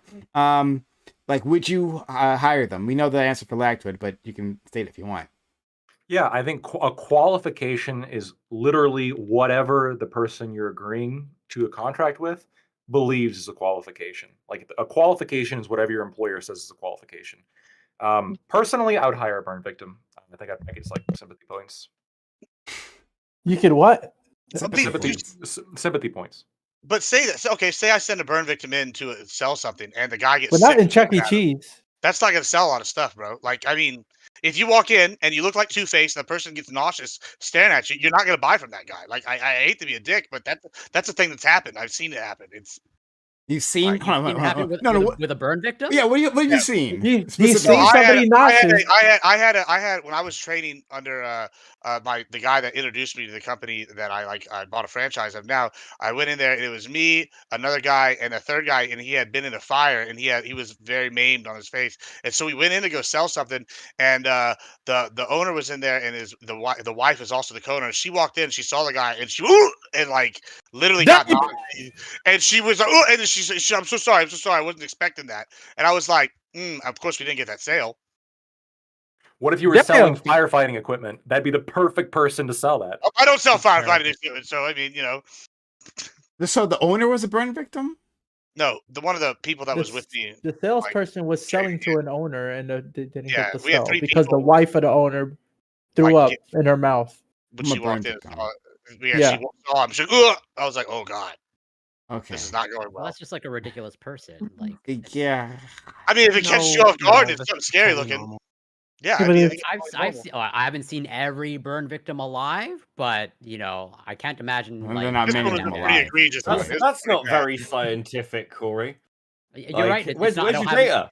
Where's your data? You're right. I absolutely do not have any data. I'm not a real scientist. Absolutely. I'm a Yeah, you're a chiropractor. Oh man. It doesn't even need to be very like the point is like somebody who through no fault of their own has some kind of deformity that might make people uncomfortable if they were to see them, right? There are plenty of deformities that we can imagine.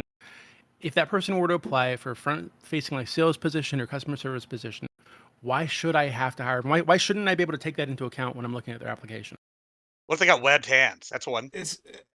Especially if they smell bad. Because I think with the smelling bad situation, That's different. there are no, because there are some people Stress who have sweat.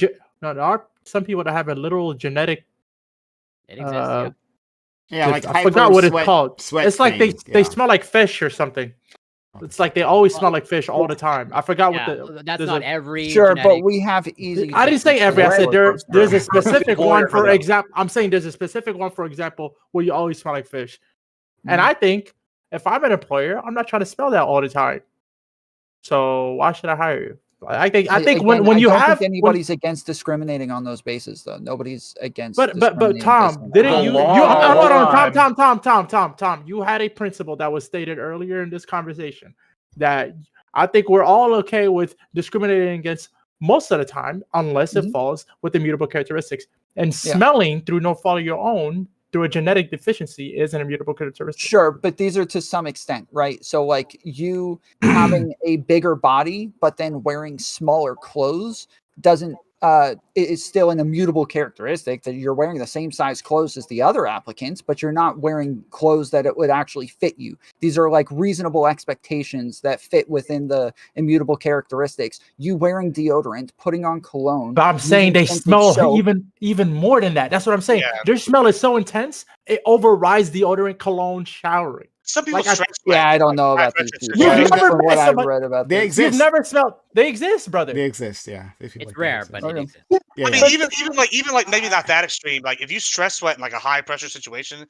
say like when I was working at that law firm I was talking about, there was a guy that got fired because the owner wouldn't be willing to stand next to him, and so he couldn't get any work done because this owner was an asshole. But like she got shit done, right? But like the guy would start stress sweating it on push days, and nobody could be in the same room as him. It was bad. Oh man. Could it isn't But he's isn't still like normal your 90% scent of to the do time. with like your diet though? Isn't diet like a massive part of this? I'm So- not a scientist, so I don't know. Yeah, again, Corey? if it like impedes people's ability to I'd do play their a scientist job on TV. So or impedes your ability to make money at the business, it doesn't matter if it's an immutable characteristic. No. to It some impedes extent. other people from operating normally because especially if you That's what work I in a just said. Like, Okay, good. I Mooncake? just think this falls into an area where you don't care until it happens to you, right? Like, I don't know who can I pick on. Like, I don't know, Doobie. What if they said we don't like your frog or just something like that? So you know what? We're not going to hire you. We're never going to hire this guy because I don't know, like he dressed up as a frog. I don't know. Just an example. We wouldn't really like that, or you probably wouldn't like that, right? It falls into like a weird area of Wait, a you frog? discriminate against when it comes to you, right? But if it comes to anyone else, you're kind of like, well, if it affects them. Okay, so I'm gonna be like, I'm gonna be like very like honest here. Okay, so the reality is this probably will never ever ever happen to me, right? Because I own a Of course. business. I don't get hired. I I hire people. And I'm a very tall guy, fit. I'm pretty attractive, I think. So like I'm never gonna have these issues, I think, right, in my life. But maybe my kid will someday, right? Maybe I'll have an ugly kid somehow, the good genes will skip generation. I'll be fucked, and my son's ugly as fuck, right? He looks like Prime or something. Then Damn. You're not at that wrong. point, I don't understand. If I heard this happen to my kid, I'd be upset, right? Like I'd be like, oh shit, my kid's being turned away because of something he can't control. Okay, well then I'd tell him to go somewhere else.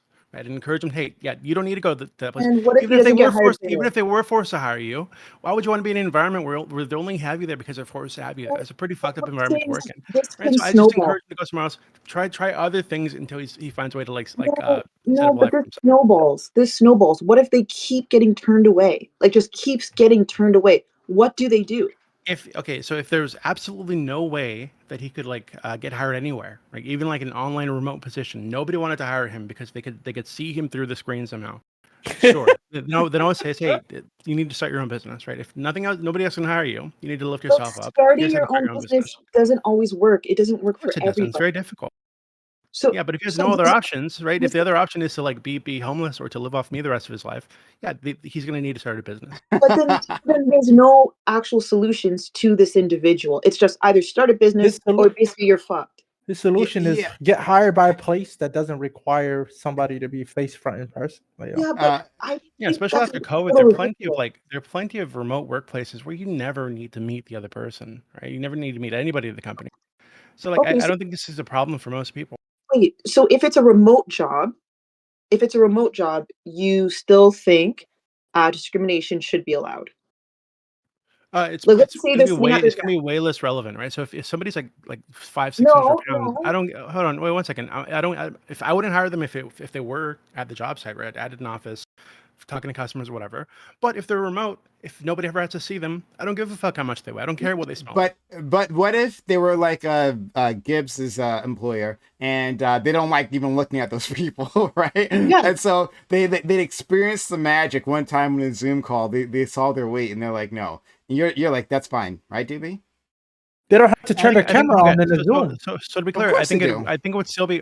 I think it would still be fine not to hire them, but I think it's going to be way less relevant to most people. I think things like being overweight, having like poor hygiene, etc., right? They can be like indicators of other like mental health issues you have, right? Some other problem that you have that is causing you to let your weight go or to let your hygiene go, right? So if somebody sees somebody's extremely overweight, I'm talking like 600 pounds or some shit, 500 pounds, even like 400 plus pounds, I can understand why they'll be like, okay, well this person probably has some issues that aren't visible on the surface right now, aside from the weight. So maybe I should take this into consideration when I'm looking at their application, and maybe I shouldn't take a risk with them. Sure. I mean, the weight is also an issue in of itself. Go ahead. The weight is an issue in of itself, right? Like if we know that obesity is unhealthy, someone who's unhealthy is going to take more sick days, right? Their insurance rates are going to be higher. Yeah. Oh, okay. Well, hold on. Well, this dovetails into why I wanted to ask you, Lactoid, right? Let's say that a person, for whatever reason, they had one of those awful conditions, right? And there's like a whole, there's like the one that has, you get like extra skin and you're like, your whole face droops. You ever seen that one? It's a rough one. Like a stroke? It's super fucking rough. Ryan, what? It's like welcome to what the if internet. They've got droopy skin? Would you hire them if they had droopy skin? I'm like literally like it looks like their face is like melted. It's just like, and it's. I'm sorry. I don't mean to. I'm not saying this to make fun of a person like that. My point is that there are people with like extreme conditions, right? That make it difficult for them. So Lactoid, in that case. And they don't have the money to start a business, like DB says. We'll just start a business, okay? Small loan of $100,000 for my dad, right? But Lacto, in that case, would you be in favor of a social safety net to help these people who can't work for those reasons? No, they would have to go on the streets, of course. So the people that you'll discriminate against, you're like, no, you guys gotta go on the streets. All right, fair enough. The cruelty is real. But there's jobs they can't work. It's not like they can't work any job. You just put them in the back of the kitchen. No. But that doesn't mean that. But we understand that you just gave us an example of a person retching when they saw some individual. There are people who, not even burn victims, who because of these conditions, it's very tough to look at them. It simply is the case, and it doesn't matter. And it doesn't matter like that? because the employer doesn't want. Because it is. Hold on. What are we talking about here? What the fuck are we talking about? That's why the reason I say it like that, because that's the way it is. Yeah. Yeah, I mean, I use that as an example because we shouldn't have to hire those people. Like, why would somebody want to hire this person? Okay. Like, Prime. So now, hold on. You're being so pedantic, now, Prime. So now that we're on board with the basis of my question, back to it. So these people then should have a social safety net at the very least, and they cannot get gainful employment. Then they should at least have something to fall back on. Lactoid says no. He wants some ugly, he wants some disabled, and he wants some on the streets. That's what Lactoid says. I think if I'm sure they'll have great luck on the streets with their beauty premium. For example, my mom is permanently disabled, and she has a letter from her doctor saying she can never be gainfully employed ever again because of their immutable characteristics in this world, because of how horrible they smell, and that's proof. They've shown like 100 applications of trying to get a job, and they've all been terminated because of the in-person interview, and they just were doing this the whole time. If they can provide that as evidence to the doctor, I believe that they should get the permanently disabled or can never be gainfully employed again, and then be qualified to get, I agree. Get good Social Security. So I want to fill out surveys or something. I'm just like hearing that if you're short, what the fuck? Overweight, like, yeah, it's fine. ugly, they can fill out surveys. Hold like, on, are you guys fucking serious? No, but hold on. There's two things. One, there's a labor shortage. So like, there's somebody somewhere that'll hire them for something. One, and two, this is gonna sound like a meme when I say it, but it's not a meme. I promise, it's a real thing. There's like porn. Like they're like, if you have a disability. Like there are people that are into that kink, and they will go and you can go to OnlyFans, or you can go on. Like this is a real thing. Like if you look up some weird shit on porn, I promise there's people doing it. And like, guess what? If you have a weird whatever, someone's got a fetish and will pay you for it. There's your safety net. I mean, I agree. That's the answer to everything. Like if it's not happening, just go suck a dick. But I'm starting to understand why America is such a fucking mess. I feel like compared to the UK, Mooncake, Brexit. I guess mine's just a statement. What about it? I guess I'm just surprised because what I'm hearing is that if you're like fat, a little overweight, disabled, fat, ugly, whatever, you don't basically deserve a job or for people to perceive you or to be in these spaces with quote unquote attractive individuals, which I don't know. I just can't wrap my head around. I don't get. I think you're being too absolutist right here. You're not owed a job, right? You're not entitled to anything. Nobody deserves a job, no matter how you look. Amen. So wants to give you a chance, go for it. You don't deserve the opportunity to work. Huh? Nobody deserves a job. It's about the equal opportunity to be able to get the job, though. Like based on generally, we would want people to hire you based on qualifications that actually matter, not based on qualifications that don't matter. Who determines what qualifications should matter? Like, shouldn't the person paying the person with their money decide what qualifications they want and they think matter? To some extent, but I think we can all decide within reason. Like I gave a bunch of areas earlier where somebody's sitting at the front desk. Like I think to some extent it makes sense to want somebody who looks presentable and looks a certain way because they're the first person that people see when they walk into your building. But if you're saying other people working in a cubicle don't want to look at a burn victim while they're sitting there just answering phones, I think that's kind of stupid. Wait, do you think office morale is important? Yeah, I do. Right. So like, I'm just like, let's leave the burn victim aside. Don't you think it like which kind of office would you be like, honestly? Okay. Do you think it's going to be like a better place to work on average, right? One in which everyone's hot and fit and like, or one where they're not hot and they're not fit and they're all very short, right? And also, I think it depends. Not fit. That's what he said on average. Stop using it. There's no distractions anywhere. I don't want I wouldn't want my coworkers all fucking each other. What are you talking about? Like, because ugly people don't fucking come on. It produces no, but that does cause complications as well. You could even put this in the opposite direction and say having hot young women working at your workplace is going to distract people. Sure. And so if you're an employer, and if you're an employer and you decide that risk is too high, I'm saying that you should be But to allowed just to answer hire your the question, uggos. In yeah. fact, the burn victims are great for avoiding To answer liability, your right? question, you asked me a question. To answer it, it depends. If it's a bunch of gym bros who sit around talking about their freaking abs and muscles all day, I would much rather look Hey, at a well, burn watch victim it, because those people tomfoolery. I'm going to get used to pretty quickly. I will never get used to the gym bros talking about what type of protein they took today. Mooncake and Gibbs. True. That's why he said on Wait, can I average. just start by saying, tomfoolery? I agree with almost everything you have said recently. Just in general, when I walk into a workplace, my first thought isn't how hot is everybody. If I'm asking somebody for help, looks You're has not a man. literally Go nothing to ahead. do with it. Exactly. And so now I'm curious: is this just because you're men that your first thought is, "Oh, how sexy is everyone in the room"? I feel like you just go to work, and I don't care what they look like as long as we're getting our work done. I think that's that. I don't know. It's just I'm so confused. Yeah, so so of course, this matters in terms of like workplace cohesion. Yeah, if What I do go you to mean? work, well, because if I go to a workplace and I'm like genuinely like happy to be there, look, let's just be real, okay? Attractive people, there's a gravitation. People want to be around them, right? And so if you go to a workplace full of attractive people, people are going to want to come into work.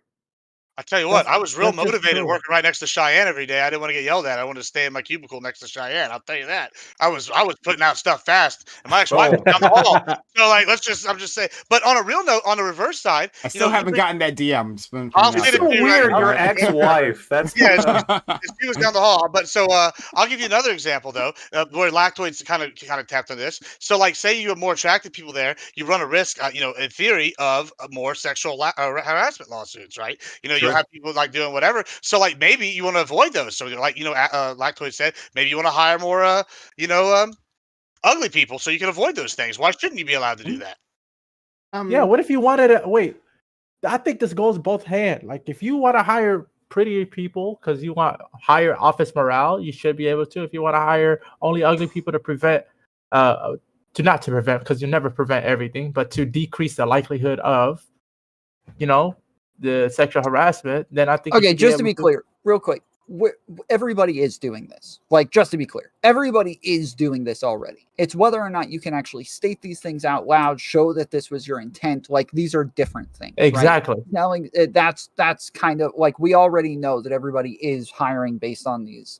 I think what we're talking about is it moral, right? I think that's we're the question. defending it. Yeah, we're talking about whether or not like it should be legal because moral, what I mentioned earlier is even people who want to pretend that they're not hiring based on these things are probably doing it anyways. Like there is a subconscious bias when it comes to lookism that none of us can get over. We are human. We're not robots. And so, and like, Lactoid mentioned earlier, like we do office morale, this shit matters. So we are hiring based on these things in the first place. But whether or not you do this openly is something totally different.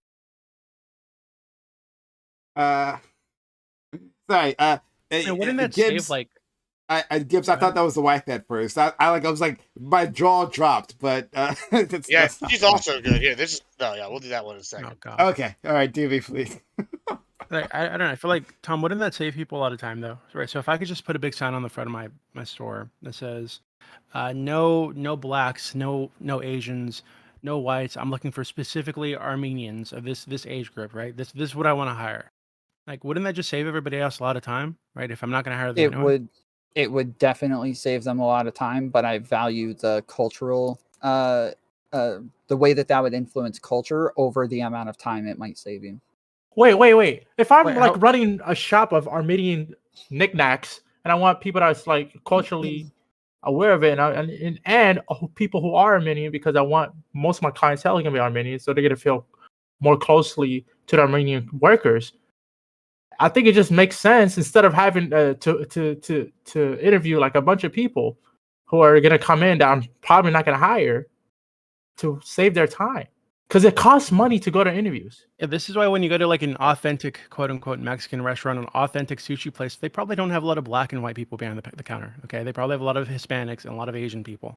And they're not going to have a bunch of like whites and blacks back there at an authentic quote unquote taco place.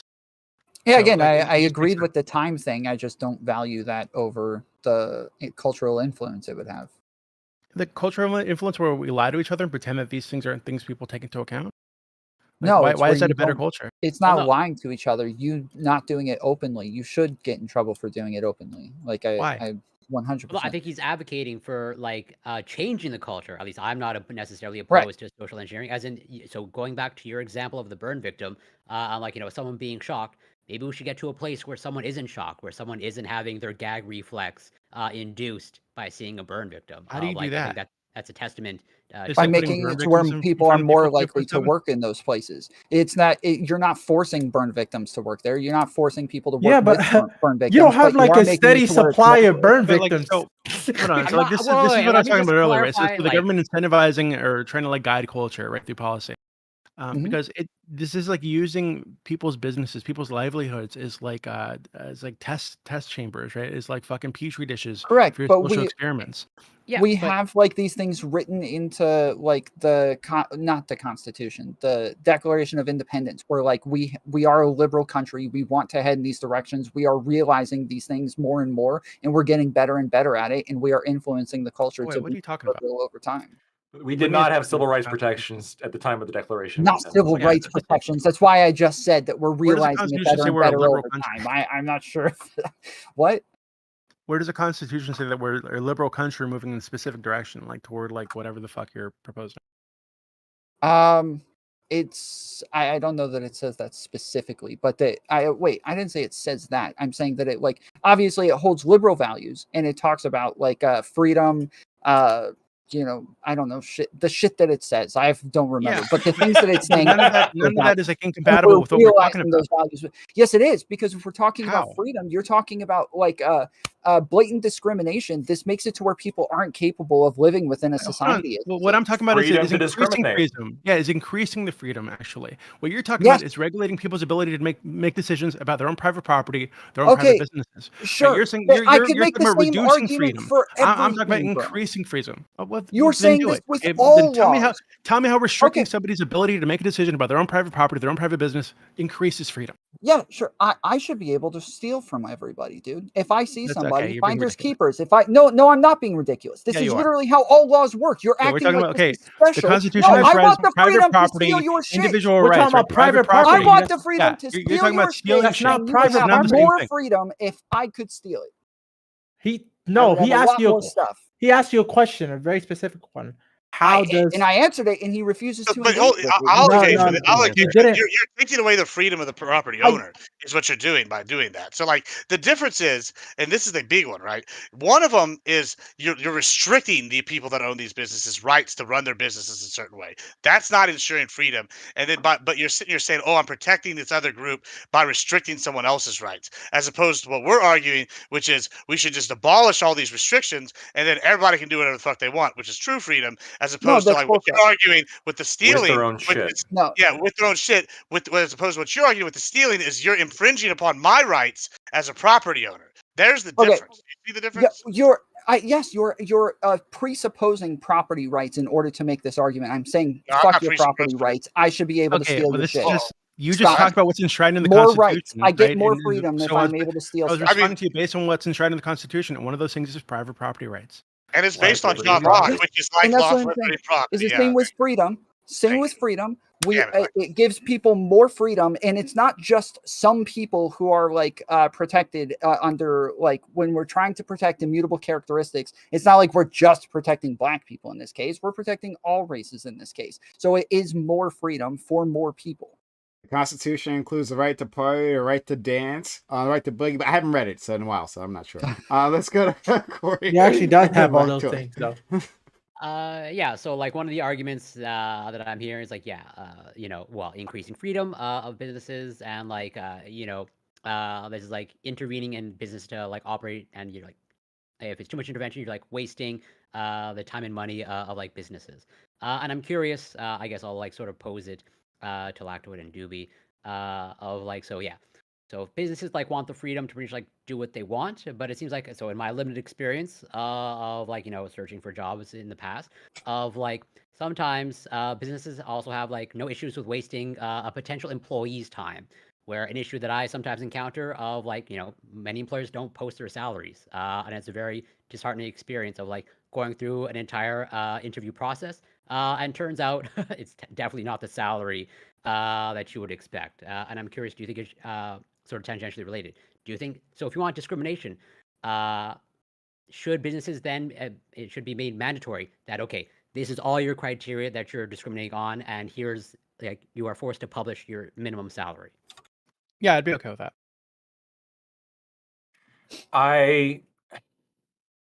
Because I think that's like at least I've had one particular experience like in the past of like I jumped through a lot of hoops.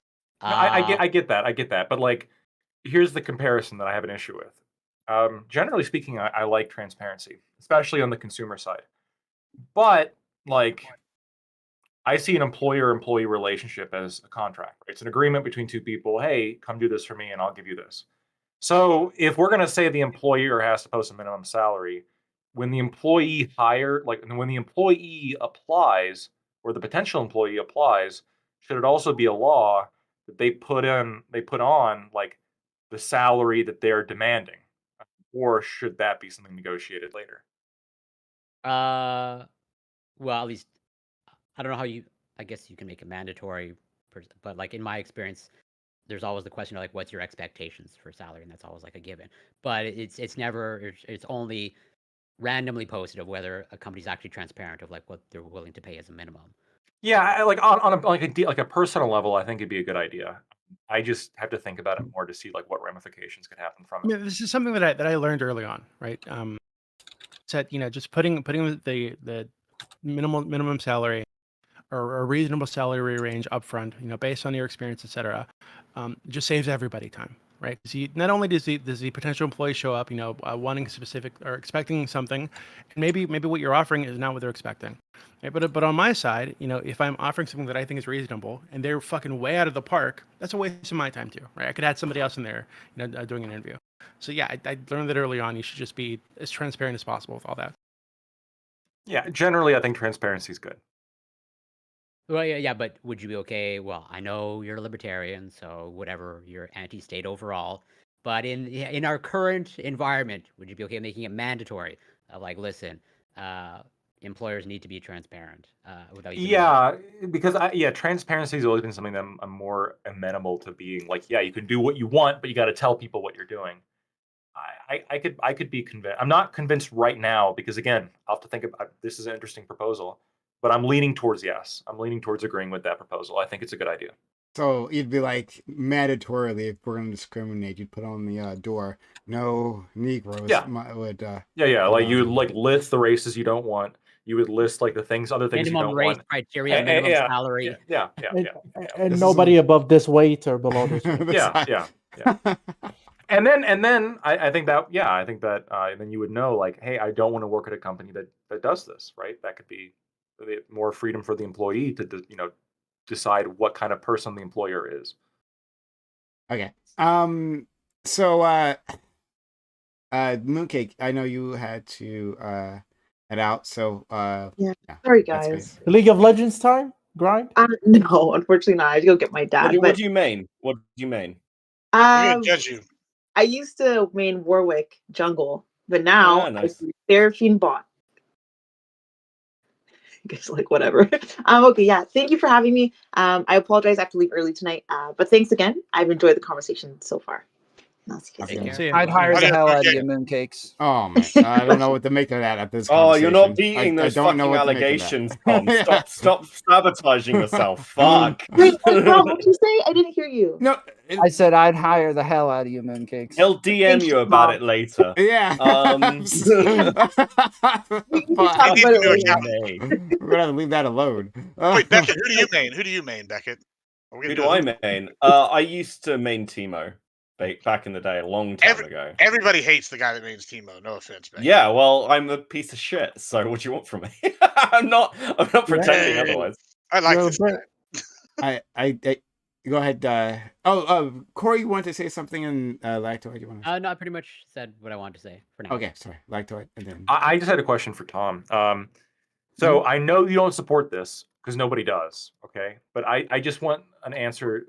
Does this would this policy increase freedom? Okay, let's say tomorrow a new law gets passed mandating that if somebody proposes to you, you cannot decline based on their race.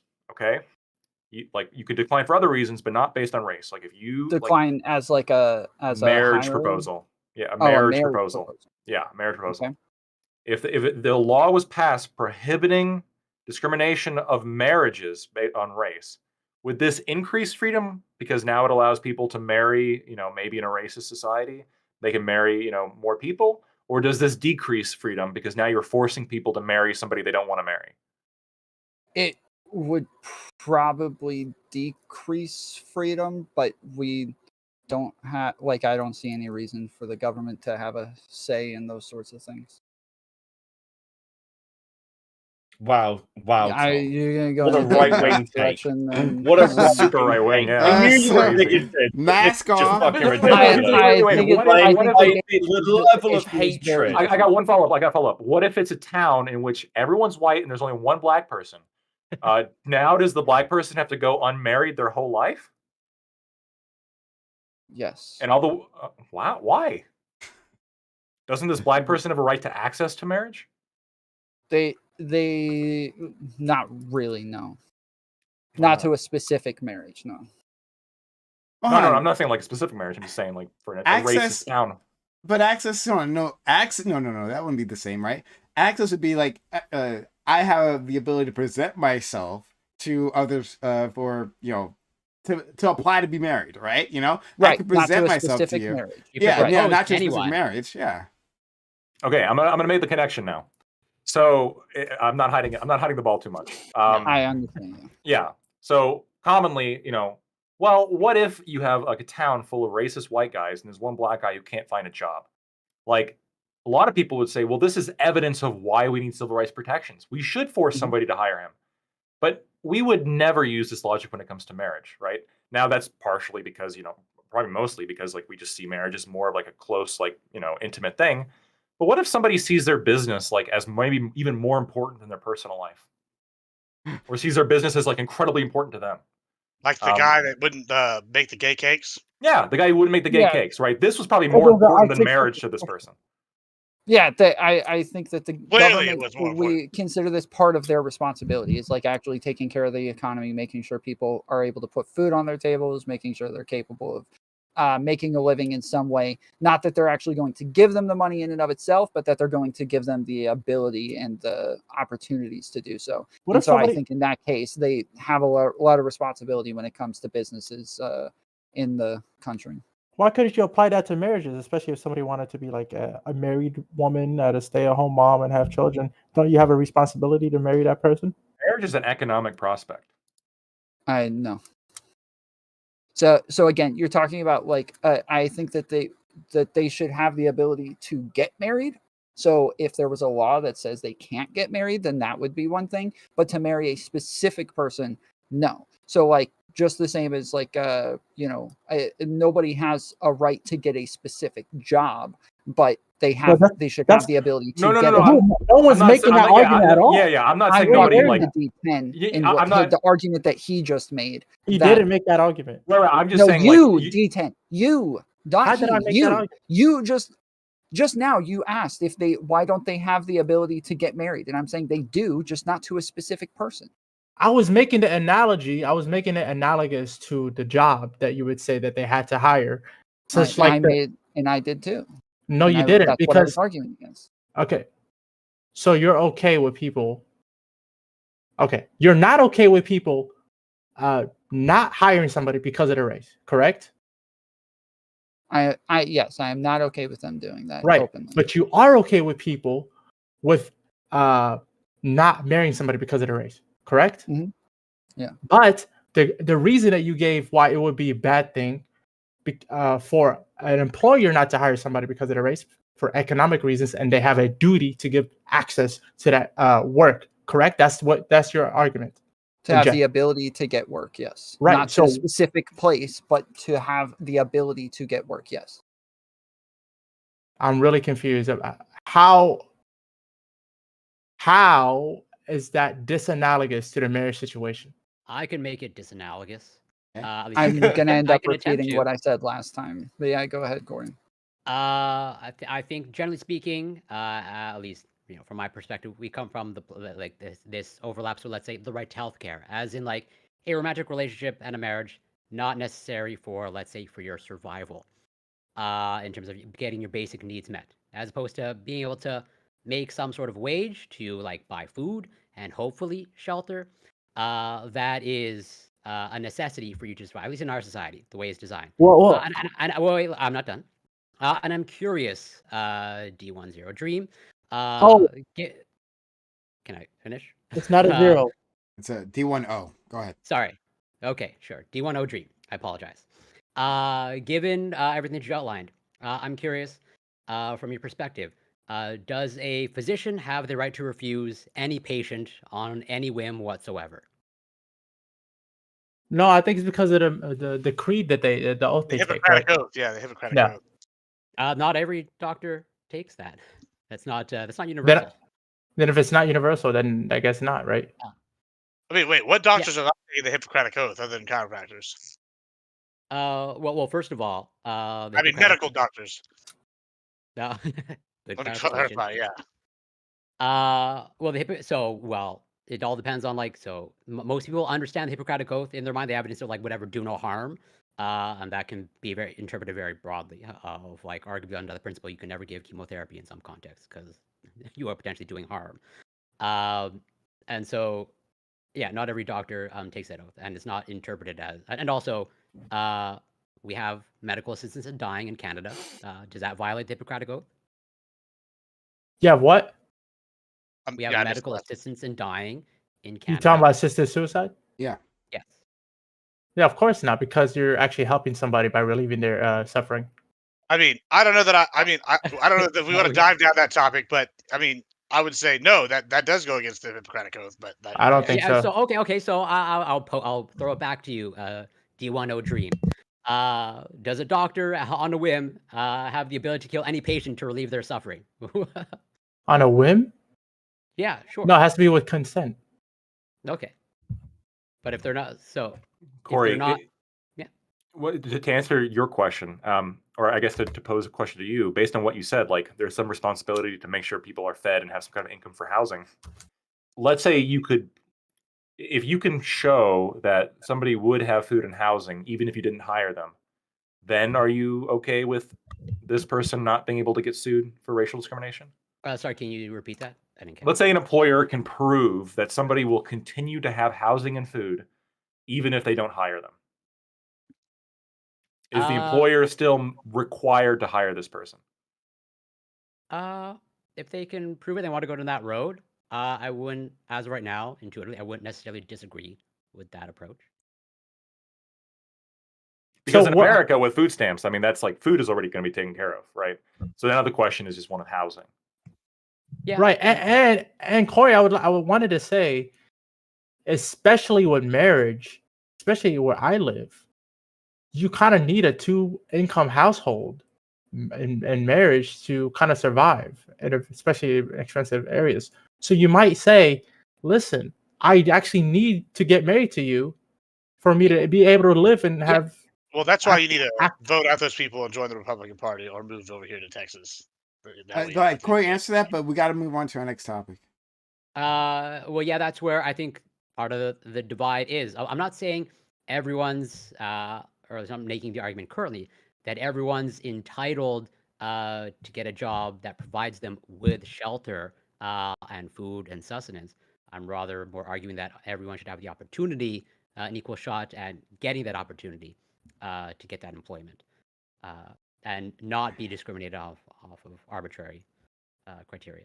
But not if you're married. For marriage, you can't discriminate off of arbitrary criteria. We're going to move on to our next topic. I'm making the argument that everyone should have access to sexual companionship, and so decriminalize. Oh, wait, is that in the form of wait, what? You can't just be like, hey, everyone should have a I'm making an argument. Companionship, and now we're gonna move on. Wait, what the fuck, Prime? Decriminalize sex work. No, yeah, decriminalize sex work, and everyone should have access. That's not the same thing at all. That is access. Are you talking about sexual Instead of having food stamps, we should have sex stamps. Yeah, it's Oh, sex dance. Listen, I want to see everyone mandated with a sex robot, okay? If we did have gets a sex robots, then robot. I would change. And I'm like, yes, everyone should have access to, or should be given a sex robot, right? Like, What custom quality to sex your robot? Can they look like Yeah, Bender? government provided sex Government robots provided with like sex an robot. optional I buy-in would upgrade scheme. 100% do that, right? Like, hold on. Like, tell me the politician is going to lose with that message. Tell me the politician. We're going to hand out sex robots to you, right? Tell me the politician. You are losing the Christian right. They will hate this person. Give them subscriptions to OnlyFans. And a good reason why they're becoming more and more irrelevant. So I'm saying, at least on the Democratic side, like, you're winning. I'm giving you sex bots. Let's go. And I'm sorry, and most of those Christian evangelicals are dirty motherfuckers, right? Oh yeah, we're definitely not going to vote for this dude, 100%. But he won the landslide. I don't know what happened. Who knows? Yeah, all right. This is weird. Incels happen to be on the right more often, and so it's which is weird because incelism is a left-wing belief. Okay, all right. Okay, that's a fight. We're gonna move past that. Sexual communism. Sexual communism, yeah. Communism. Hey y'all, thank you so much for being here. Consider supporting the channel if you're out there. Support the channel. Give bits, give subs, or resub, or hype chats. If you want to ask us something, that's how you support this channel, how I keep it alive, how I'm able to do these things. So do support us. And yeah, I'm glad everyone's sticking around here. All right. Oh, and follow the channel. I haven't done so yet. Okay. Topic goes. I wanted to add some ethnic flavor here. So it's topic 2. You've already lost me. Anyway. And that's why I have you here, right? I have you here for the ethnic flair, Admiral Gibbs. Yeah. It's so funny to say. I know it's funny because you look at me, I'm just like red, blue eyes, and then like I don't know. It's just amusing to me. Do you speak Spanish fluently? I do. Yeah, it's pretty fluent. I wouldn't say it's like I couldn't go to like. He lives in Texas, Spain, but I definitely like I if I go to Mexico, I'm fine. I'll be like like mi padre donde en Durango, like it's all right. Yeah, Spain Spanish is different from Mexican Spanish, so that makes sense. Yeah, it's not more proper. Okay. No, it's less proper in my opinion. Okay. Well, all right. So anyway, more proper than Tex-Mex, I'll tell you that. In New York State, the Adult Survivors Act was passed. It allowed victims of sexual abuse to bring forth lawsuits against the alleged perpetrators, regardless of how long ago the incident took place. This grace period was for 1 year and recently expired after Thanksgiving. This law has been responsible for 2,500 lawsuits at least, some of which were aimed at very high-profile celebrities such as Aerosmith's Steven Tyler, rapper Sean Diddy Combs, and Donald Trump. However, the majority of the suits have been against New York City jails and prisons. An advocate for sex abuse victims is quoted as saying the law was necessary because, quote, trauma takes time. If so, should statute of limitations exist for sexual assault cases at all? Is it fair to limit a person's ability to get recompense for a crime that might take years to emotionally reckon with? Or is it impractical to the legal system and unfair to defendants to have to fight charges from decades ago? So, yeah. So I got echo again. I don't echo. So this law recently ended. The first incarnation of this was against victims of like child abuse specifically, and that was mostly aimed at the Catholic Church because, of course. Next, there was because the governor of New York figured. We should expand this to people who were abused as adults. They gave this secondary law. Again, 1 year, no matter how long ago it was, you can bring a suit. And many have been brought. But what advocates say all the time is that it's hard for people to come to terms with what happened to them. and to get the courage to seek justice or at least some level of compensation. And that might take years, honestly, right? And we're seeing people who for at the time, for whatever reason, decided that this just wasn't a smart move for them, or they just weren't ready for it. So if you want to give space to these people, right, to get justice, why not simply allow them to do at any point in time? Why limit them? Or do you think that this law was bad to begin with? Maybe we shouldn't even have this grace period. Okay, so let's go to Admiral Gibbs. I think I'm getting some Is it echo from me? you. Yeah, It's you. Oh, my bad. Let me no turn problem, no my- problem. All right, so we'll start with my friend Lactoid. Yeah, so the concept behind statute of limitations is one of many considerations, one of which is judicial resources. That's a consideration. The court system's already clogged and will be clogged almost by design to fuck it back forever and ever and ever and ever. So that's a problem, right? The primary explanation, though, and I think it's one of the strongest, is that memories fade. And the vast majority of the time, a case is built off witness testimony. Oftentimes, almost exclusively. And witness testimony is flawed, especially after the passage of time. For those of you, I'm sure you've heard of something called the Innocence Project. And the Innocence Project is an organization which, using DNA methods, has exonerated not all of the people accused of sexual assault, but has exonerated many people accused of sexual assault. And those people were sent to prison, oftentimes for many years, off of people who said, I know this person did it to me. And this was sometimes days after the alleged incident happened. And they were wrong. People are wrong. Witnesses can be wrong. And these people paid the price for it. The risk of this just goes up with time, right? You think your memory of, it's a traumatic event. So that immediately is going to throw off your memory. And you're going to have a better time remembering it 3 days ago or a year ago than you are 20 years later, right?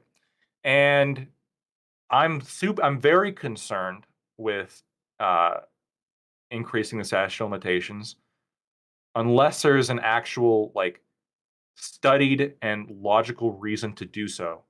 What I'm concerned about here is that this is the decision to expand the statute of limitations. In this case, and in a lot of cases, is not actually being driven by we did an analysis on memory, and we did an analysis on the actual hit rates and accuracy rates and estimations and et cetera, et cetera. What I think it's being driven by is politics. And I don't want that to be the case. So as it is currently, I'm not a fan. Kind of ironic, the mayor of New York under this law, I'm pretty sure, was also accused of sexual assault, Eric Adams. So now he's having to deal with that. So Yeah. Well, fuck Mayor Adams. And he's a piece of shit. Probably did it. Sorry. I know. I pull that back. But what about for civil suits though? Like specifically, because most of these. So this is for civil suits, if I'm not mistaken. So Yeah, yeah. for example, this New York change basically allowed you to sue people for civil suits based on. The person who made an allegation against Mayor Adams, that was from 1993. So we're talking 30 years ago. And Mayor Adams I got no fucking idea what she's talking about. I've never met this person. I don't know what the fuck it is. Because 30 years has passed by. Yeah, but I'm just saying. But my question was, does it change any of your calculations if it's not for incarcerating a person? But yeah, so generally speaking, I guess when criminal, in my mind, criminal matters should always be more strictly run. So I'd be okay with longer statute of limitations for civil cases as opposed to criminal cases. But even with civil cases, we have to draw lines, right? No, I don't think that you should be able to say this person fucked me over 30 years ago, and I have no evidence other than my testimony, because we just can't trust a 30-year-old memory. And I'm not saying it didn't happen to you, but again, the Innocence Project and many other events shows that you can fuck up. You can misremember who did it to you, or what exactly happened, or anything, or whether or not what happened was even against the law at the time. Right? That's another pitfall of doing this. Thank you so much. Do you want to dream? So Lactoid took a lot of what I wanted to say. About add-on, just make an analogy of there's a difference between what's pragmatic and what's good in general versus what is morally right. And I think it's always going to be morally right to go after somebody that harms you, no matter what time. But in terms of a legal system and a societal level, I don't think it's a pragmatic solution to open it up to be indefinite. I think to have a reasonable time zone, time limit, time range is good because it's number one, it incentivizes somebody to speak up sooner, which means there's going to be a higher chance of people find. There's going to be a shorter time from people finding out that this person did something, and then a higher chance of people not engaging with this person, which means a societal lower chance of another person being harmed by that person. So it's a domino effect of talking sooner saves people more. So with this incentive, you're incentivizing for like better quality of life overall, number one. Number two, a good analogy is like a double jeopardy laws. The double jeopardy law in the judicial system means you can't try somebody for the same crime twice or more than once. Even if they did do it, you're like, hey, actually, we find some new evidence that is super damning, but we absolutely sure this time that he did it. I don't think you can try. Correct me if I'm wrong. Is that right, Lactoid? You can't try somebody for the same crime twice. You can't try somebody for the same crime twice in the same court. There's again exceptions to that when we start talking about different jurisdictions. Okay, I got you. Okay, but I just take the spirit of what I'm saying and say that there are some pragmatic stipulations that we take as a society to help society in general, even if it's on a case-to-case level, more moral. For example, the age of consent. It's a pragmatic decision that we have to take on a societal level because we can't peek into people's minds individually and say, okay, you're eligible to consent to sex. So for these reasons, I think it makes sense to put a limit to it because we have to make hard decisions and define lines as people, as a society. Number one. I think I wanted to say something else, but I can't remember right now. So get my time up. Ori. Yeah, I certainly agree that there are instances where pragmatism. I'm sorry. I remember right now. I know you just wanted. Abenism? Yes. No, just kidding. Actually, it does relate to him. He visited me in my hospital bed. So I was a victim of extreme violence. I was stabbed when I was 11, and they caught the guy a month later, and they put him in the lineup. And even my memory, a month later, I could not pick him out. And because I did not feel comfortable, and because I felt like I would be responsible for, even this was me as 11, I was like, imagine that. So even at 11, I was like, I don't feel like I would be comfortable for the rest of my life if I picked the wrong person. And because of my testimony, me picking out somebody, they might arrest us because I'm not super confident. My memory, a month later after it happened, even though I do remember that I did see him, but I didn't remember what he looked like a month later. So that being said, if that's the case of me being a month later, not recognizing the perpetrator, then it's super, super more likely the longer time passes that somebody's going to forget who their victim is. And I remember growing up, I was like sure who my perpetrator was. And I kept like recreating images and just making new memories up, like literally making it up. And then later, years down the line, I'm like, holy shit, this didn't happen. I made this shit up in my mind. People can be so sure of something that they made up in their memory because it just fills in the gaps of their brain, like just to make things up. That's what humans do. We fill in gaps. That's why religions exist for a lot of the reason. But anyways, that's really what I got to say. Okay. Please, Corey. Well, first, I'm really sorry that happened to you, Dream. My heart goes out to you. But I agree with you that there's a place for pragmatism. But I guess, at least for me, in this particular instance, I'm more of an idealist of like, yeah, I see no reason to limit the distribution of justice in this case. While I certainly take your point, the point that Lactoid made earlier in terms of the Innocence Project, which I'm not super familiar with, but like I know there are absolutely cases of innocent people being sent to prison and being exonerated. I absolutely know that it happens. And sort of to Lactoid's point, this is like with people that apparently had or coming from eyewitness testimony that was like fresh in their brain. But at least for me, if it's like 30 years down the road, I don't think there's any hard data. But like if the memory is still there, isn't that almost like a testament that maybe something happened? And also, I don't know. Again, I have no data to back this up. I'll defer to Lactoid's expertise. But like, are there actual instances of like someone, being convicted off of just like one eyewitness testimony and like that's it? Or are there any case studies of like an eyewitness testimony of let's say 30 years down the line and then that person was exonerated? I'd be curious to know. I'm just totally pleading ignorance in that instance. But overall, like I tend to just lean more towards the morality of like there should be no limits. And I'll leave it there for now. So much. Beckett. I think that it's a really difficult question. It depends on the crime. When we're talking about sexual crimes, the eyewitness stuff is an interesting point because generally speaking, this is one of the problems with conviction. Conducting actually a gathering of evidence needs to be done really quickly. And this is why a lot of cases like this seem not to lead to convictions. I imagine that gets much worse over time. But we are talking about, when we look at cases like Bill Cosby, people forget that actually what got him convicted for the criminality and ultimately what got him released was the fact that it came from a civil trial years after the fact. People should have routes to justice, and there's lots of ways that we can sort of approach that, better awareness and campaigning for getting more people to report early. It seemed to be like the really obvious ones, but I'm not sure what something like this achieves depending on what the outcomes are. If there's good evidence that the outcomes led to more kind of people getting justice in normal civil cases, then that seems to be a benefit.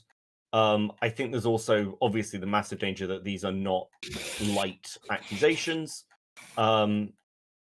But ultimately, I don't know. It's difficult. I don't want to put people in a position where they feel like they can never get justice ever, because regardless of how long ago something is, if a fucked up thing happens and you've got the evidence for it, I think you should be able to present that in a court of law and get some kind of remuneration. The statute of limitations is important, but again, we're talking about civil cases, and generally speaking, I don't know, Lactoid, you'd have to correct me. What's the backlog like for those? Because I know that the criminal court backlog's much heavier. The But backlog for everything is awful. It's so actually, years for everything. Yeah, besides some criminal matters. Yeah, I think it's a case where if you've got the evidence, you should be able to present it regardless of the time frame. But at the same time, if you're presenting those with big media accusations, you should probably be prepared for defamation suits, right? That seems to be how these things go. Okay, let's go to Admiral Gibbs. So yeah, I'm not gonna rehash everything that You sound really quiet. Is it? yeah. So I turned it down because the echo. Am I good now? Better? Yeah. Okay. So I'm not going to rehash everything, but I basically agree with kind of what Lactoid said. Big surprise there. But I'll say this on top of that. I feel like Dream mentioned the false memories thing, or the inaccurate memories thing. I mean, this is the thing that happens a lot of times is somebody will have a traumatic incident in their childhood, and then they'll go to therapy or something. They come back, and all of a sudden they start remembering things, or someone might suggest something either through hypnosis or through one of these therapy sessions over time. time they start suggesting, well, or something happened, and then they have a false memory either planted or created, and it could be actually a different thing that happened to them, and it tears up families when sometimes these accusations come. And I know in your starter topic you mentioned, should we like let these, what's the statute of limitations? Well, should we let these people go? And I feel like Dream also touched on this when he said pragmatism versus justice. And I think that's a very good point. Is it really justice if, like, you go and destroy a family or you destroy somebody's life with an accusation? And I think that's part of the reason why the Me Too movement kind of trailed off, is because a lot of these things ended up being not necessarily sexual assault or something, but they seemed like risky situations or something along those lines, and people ended up having no sympathy. And I feel like whenever you see these things go down like this, it actually takes away from real sexual assault victims, and that's a problem. Not that all of them, but were like that. But I'm saying that whenever we have these things that are kind of gray area issues, that it really hurts like people that are actual sexual assault victims, or you like have these false allegations that ruin people's lives, or you have these fake memories and whatnot. And so, yeah, I think there needs to be some kind of limit, even on civil cases, maybe a larger limit, but some kind of limit. And Tom? Yeah, I pretty much agree with most of what everybody's been saying. I'm a little surprised at the limitations on civil suits. I'm really interested. I would be really interested to see like a study into the amount of evidence that was given, how reliable they thought it was, because it seems like a lot of these are settling at pretty high rates. I don't see like exact statistics on it, but from all of the big high profile people that I was looking into, it seems like almost all of them have settled, and they settled pretty quickly. So I would be super interested to see like if there is like, if they felt if we could find out if there was less evidence provided or less reliable evidence, if it was just a whole lot of hearsay and eyewitness testimony that was super old. But generally I find it weird that you would do this for 1 year and then close it up, if not only for a study. Like that's the only way I can imagine this being an okay thing to do at all. Because otherwise, why not just get rid of the statute of limitations? If you think doing this for just 1 year is a just thing, then just get rid of the statute of limitations. Just make it to where people can do this all the time. So I'm a bit torn on it. I would really like. I for the most part, I think it's weird that they did this in the first place. But because they did it, I think it's pretty unethical that they did it. But because they did it now, I would love to get like actual studies done here and see if we can come to conclusions based on what it is that they did now. Thank you so much. Doobie. I think that there should be no statute of limitations on this stuff. Yeah, it's true that there are going to be some people with false memories, or some people who who remember but have no evidence, and maybe that could clog things up or whatever. But I think that that's not going to be the case for everybody. Right? Plenty of people are going to have evidence. They're going to have firm memories of what happened. They're going to have witnesses of what happened even. And maybe they were in a situation before where they were so powerless they couldn't report it. They had no avenue to do it that wouldn't destroy their life or destroy someone else's life, so they kept it in. Right? So I don't think we gain anything by sticking a limitation on this thing. Well, hey, once you go past this date, you can't get that person punished anymore. It doesn't make any sense to me. Yeah, I want to, and we'll go to Dream next. I want to jump on that. Like, rather than saying that you simply cannot bring a case after a certain amount of time, what if that standard of evidence increased, right? Like, okay, well, eyewitness testimony is enough. You cannot, certainly on one person's eyewitness testimony, you can't do that. And you'd have to have like corroborating evidence, like medical like evidence that you went to a doctor, or you told your psychologist, or whatever these things, right? So we'll go to Dream and then Lactoid. I think Lactoid actually prefaced this in his introduction. He says, people shouldn't be like convicted or found guilty or have to pay off in a lawsuit simply because it's eyewitness testimony.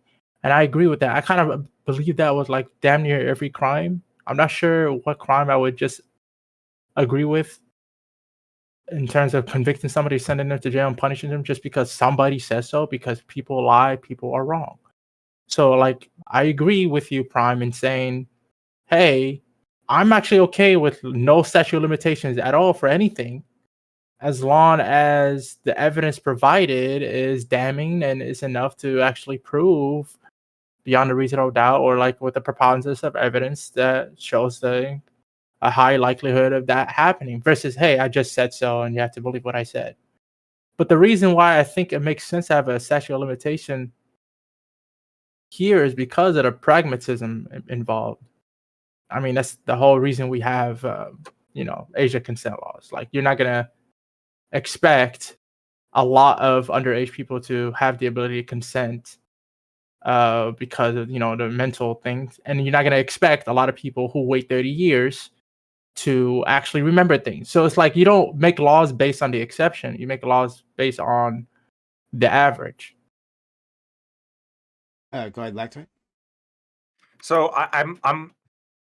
You have to let eyewitness testimony in for as evidence, right? Because crime would no longer be prosecuted if we couldn't use eyewitness testimony, right? The vast majority of rape cases are going to be prosecuted off of one witness who witnessed what happened because of the nature of the crime, right? You can't get around that. But so while we have to have this to some extent, we also have to recognize its flaws. And I think a statute of limitations does that, which is, yes, we have to have eyewitness testimony, but it's flawed. It degrades. People insert memories. And Dream, you talked about your experience. I thought that was incredibly heavy because it makes total sense. Yes, like it's difficult to remember a traumatic event even a month later, right? We're 30 years later. I mean, we're talking about an entirely different ballgame. The other thing that I forgot to bring up that I think is, I should have brought it up right away. The other logic, the other very strong argument for statute of limitations is if you wait enough time before you pursue claims against somebody, it puts you at an advantage that you could, like, an unfair advantage, right? So let me give you a hypothetical. I decide I want to fuck somebody over, right? So I basically I have it in my head. Okay, I'm going to say something happened, and I'm going to wait 20 years, and I'm going to file a lawsuit, and I'm going to like manufacture evidence. Now, this person could have evidence that completely refutes what I say, but after 20 years, he's not going to have any of this. He's not going to have this evidence anymore because evidence degrades for the defendant as well. So it could be that the defendant could say like, well, no, I was with my friend that day, but after 20 years. The defendant's not going to remember where he was that day because it's 20 years later. He's not going to remember which witnesses could be on his side or her side.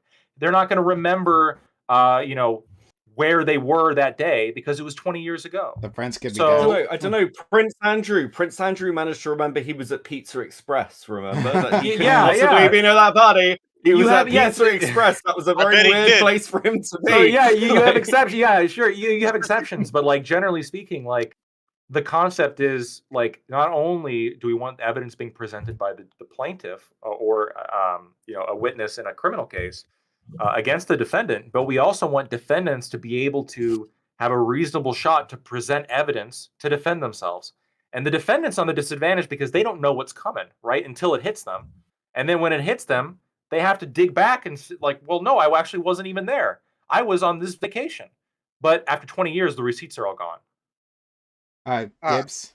So yeah, first I want to, as your resident Alex Jones impersonator and lookalike, the reason Prince Andrew knew about Pizza Express is because he was part of Pizzagate, But on a real note, so I also want to come back to the concept of justice being served, right? Because we mentioned that earlier.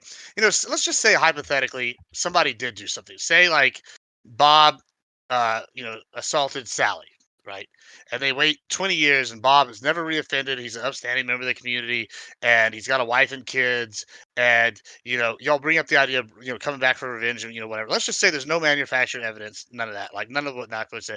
But this guy's been an upstanding member of society. He's been contributing to society. He's got a good family. Like all signs point to he's good. And then Sally comes in 20 years later and is like, "Well, we're taking him down because I went to therapy, and now I want to take him down," right? And so at first, we all want to sit here and say, justice for Sally. And I'm not saying we shouldn't have justice for Sally, but the idea is then you've come in here and you remove this person. This tears up a family. It destroys a productive member of society. Even if he beats it, nobody's going to ever want to work with this guy again because, the first thing you Google is going to be, oh, Bob assaulted Sally, right? And like, so whatever, right? So whether or not he beats her or doesn't beat it, whatever, this person's now ruined and like their family's hurt. Maybe this guy gets divorced, so it really does that really serve justice? Like Yeah, because Yes, like yeah, you're, no. so you're ruining like a Can I member of answer that? society, you're hurting that. Like, I mean, I don't know that it actually does because you're harming other people that had nothing to do with it by taking Bob down.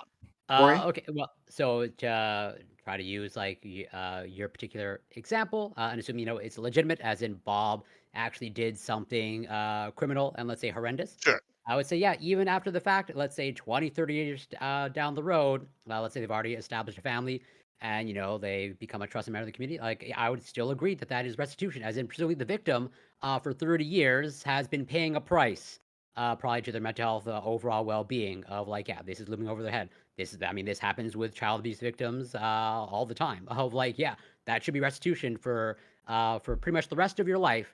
You are essentially traumatized or in some sort of like recovery, or it takes a long time to recover from that. So like, yeah, you don't get to avoid justice just because now you've gained Yeah, trust of but community. I'm You not. signed I up think on there's that. a difference between restitution and justice. Is kind of what I'm saying. I get what you're saying with restitution, and like on the surface, I want to say, yeah, we should go get him. Sally should get it. But I start thinking about it. If this guy's really not offending again, or he made like a mistake, say this guy was drunk and like something happened, maybe a little couple levels down from assault, right?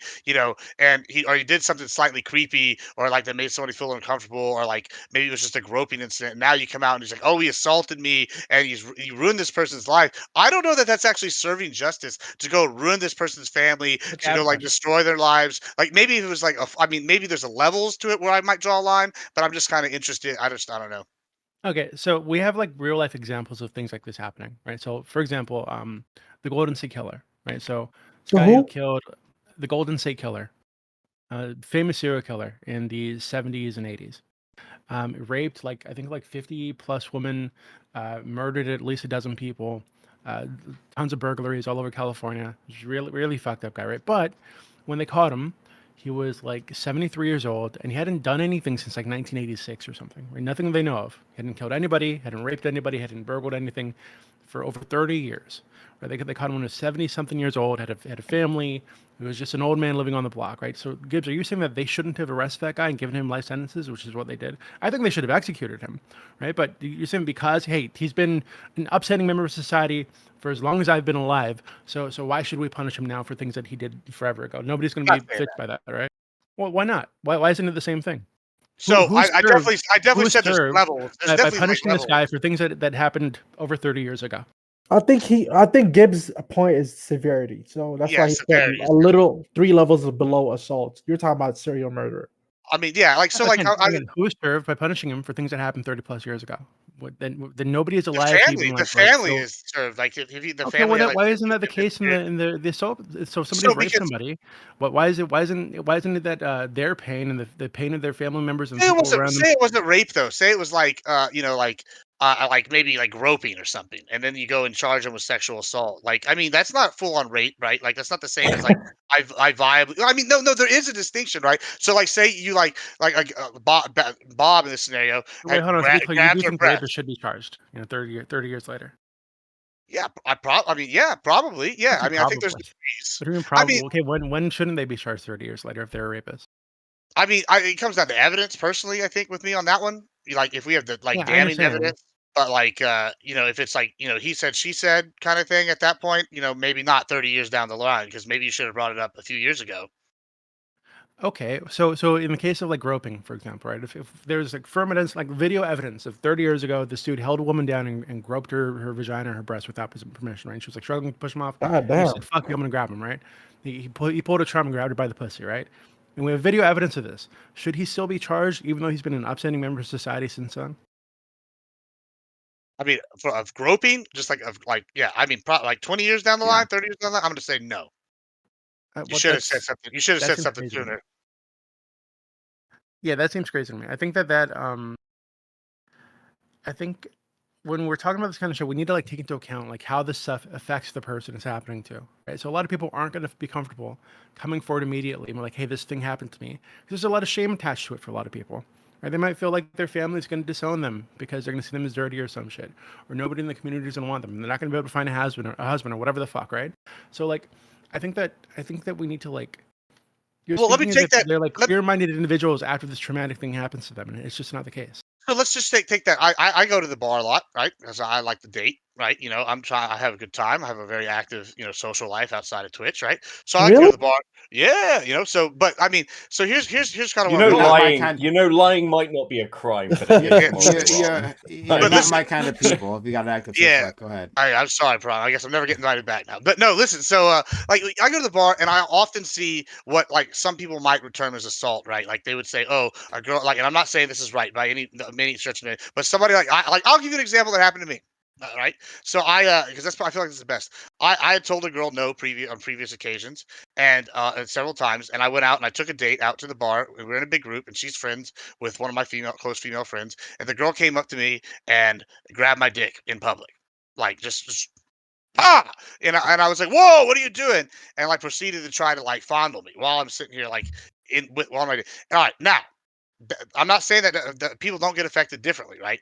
But like nothing. I've never pressed charges in the last 2 years. Are you telling me I have witnesses? I have like 4 witnesses. I could probably get the security tape that I should go and like have this girl's life ruined because she decided Yeah. a drunken moment. No, I don't think that Yeah, serves justice to absolutely. like Yeah, hold on. like for like a small mistake or something like that. Like to That's go not and a small destroy. mistake. If you tell her no repeatedly, I mean, this is something that happens in the bar all the time, but I'm not going to and go if she ruin decides somebody's to life. disregard your social boundaries and grab you anyway, then that's not a small mistake, right? And if it did hurt you enough that you feel like she should be punished for it, you should absolutely have the ability to do that.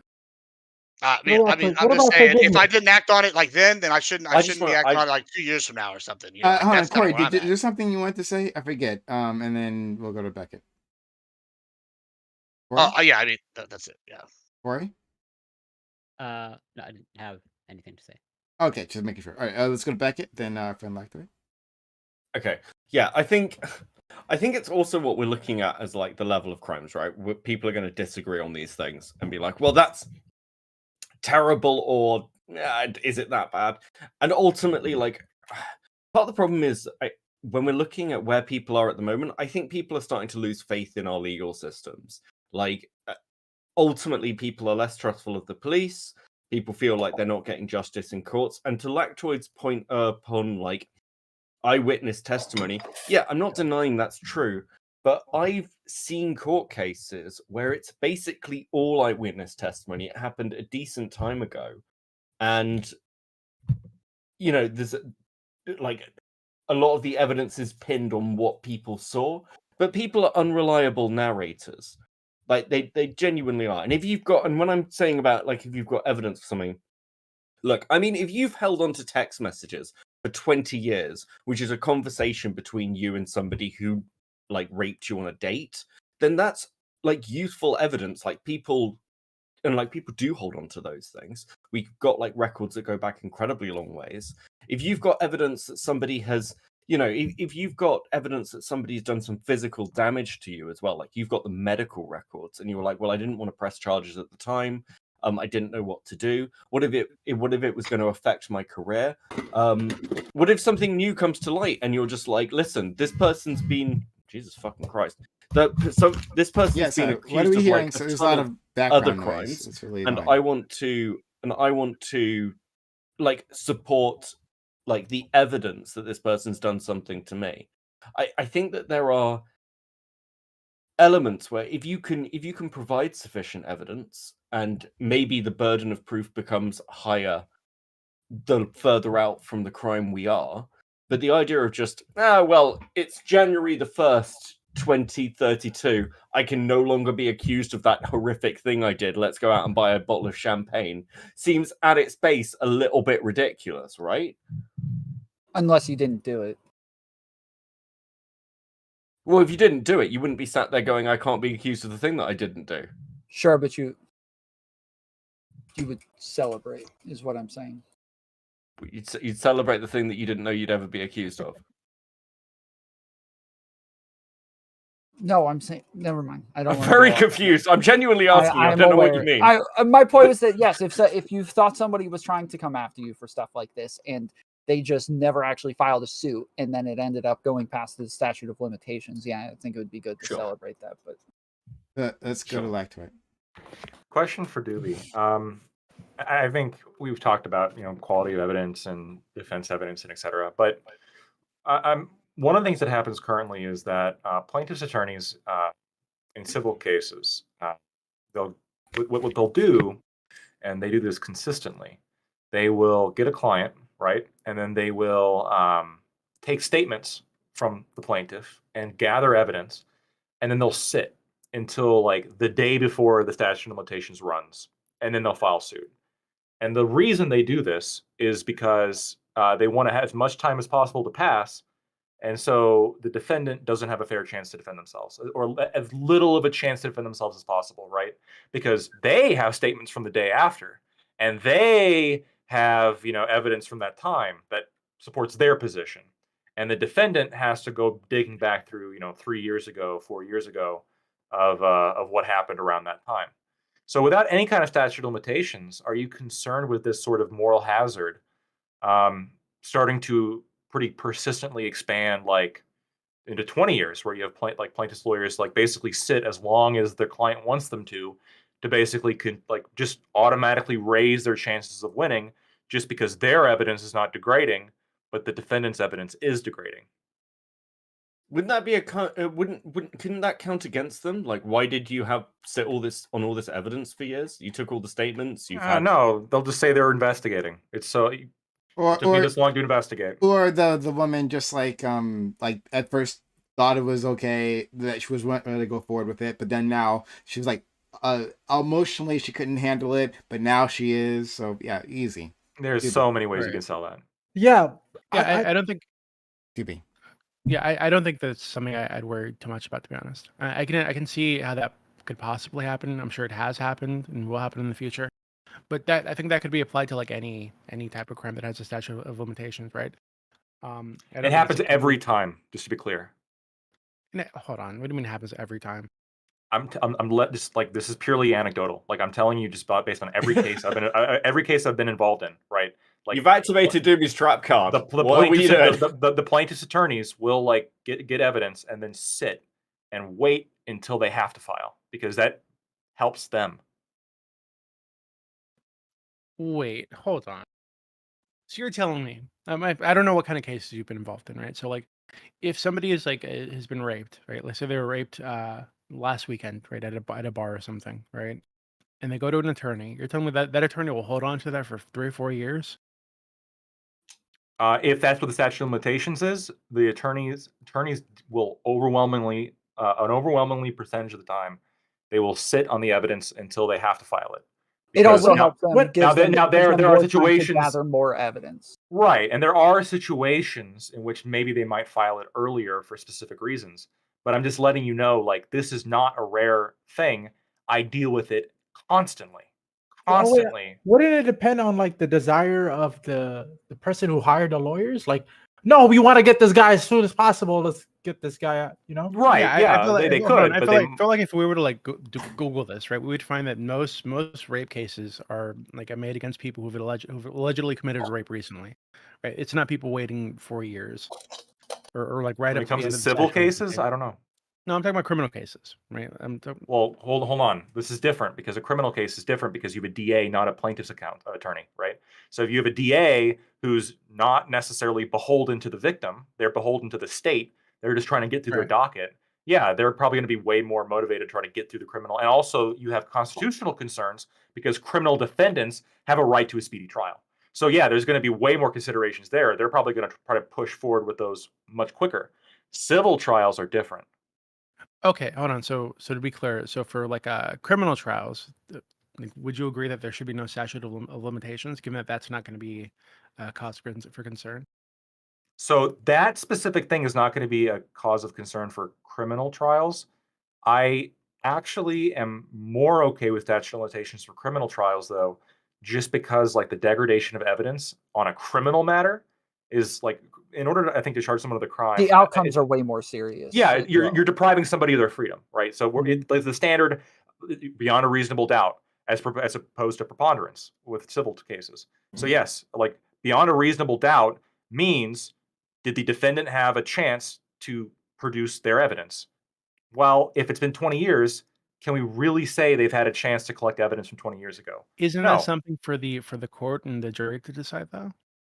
Like to decide whether or not the evidence being presented is up to snuff, or whether the defendant was potentially maliciously kept from being able to like dig up the evidence that needed, or given a proper time frame or whatever. Isn't that all something that kind of plays out in the trial and what happened with any trial?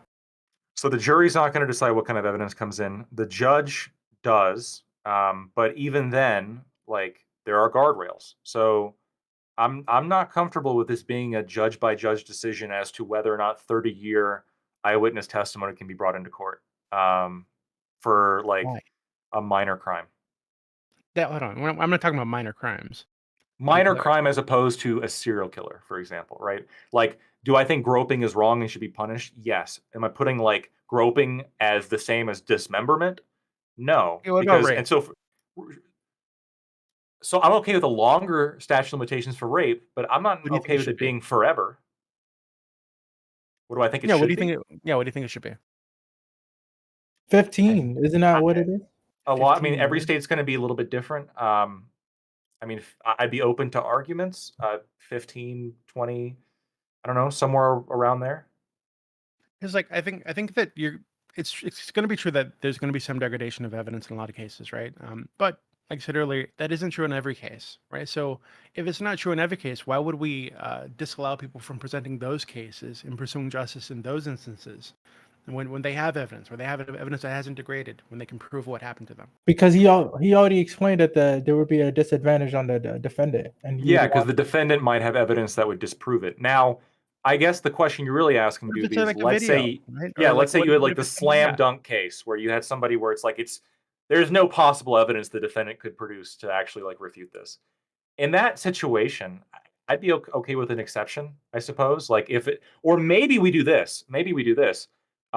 We allow civil suits beyond the statute of limitation, but the standard changes from preponderance to beyond a reasonable doubt, and you cannot use eyewitness testimony. Like if that was the new rules that are put in, I'd be okay with having an unlimited statute of limitations at that point. I would say you'd be able to use it, but you should have more than just that, right? It couldn't be only by Yeah, like I would Sure. agree. I'd agree that it couldn't be like it wouldn't make sense to say, oh well, hey, we've got 3 people here that say this guy raped me 50 years ago, so go put him in prison. Like obviously, I don't think that's reasonable, right? But I think if there were like higher standards for evidence that needed to be presented to even start the case, right, to get it rolling, I'd be okay with that, so long as the door was open for people who did have access to that kind of evidence. Sure. Okay. Well, yes. So this is a reasonable conversation, right? Like we're weighing the concerns against each other, and we're like, okay, what can we put in to like address these concerns? But Doobie, I don't think this was the motivation of the people implementing this law in New York. I mean, this was because they were pissed at Trump, right? Wait, what? This was what they passed to go after Trump, right? Am I the adult misremembering survivors this? act. Okay, yeah, I'm sorry, I forgot what we're actually talking about. So my mind was on statute of limitations generally, not this specific act.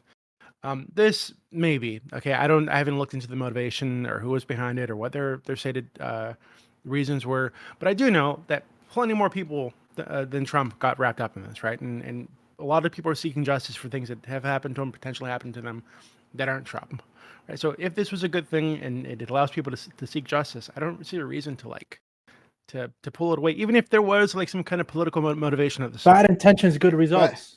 Yeah, but But how do we know the results are good? and even okay, well, let's ask another question. But just even then, we know there have been laws like this in many states, right? That we gave a grace period again, especially after the Catholic Church incidents, right? Yeah. We've given these grace periods, and I think those grace periods were a good thing.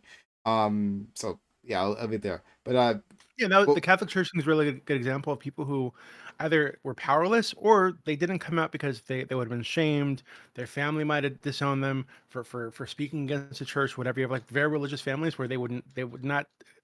This happened in my family, right?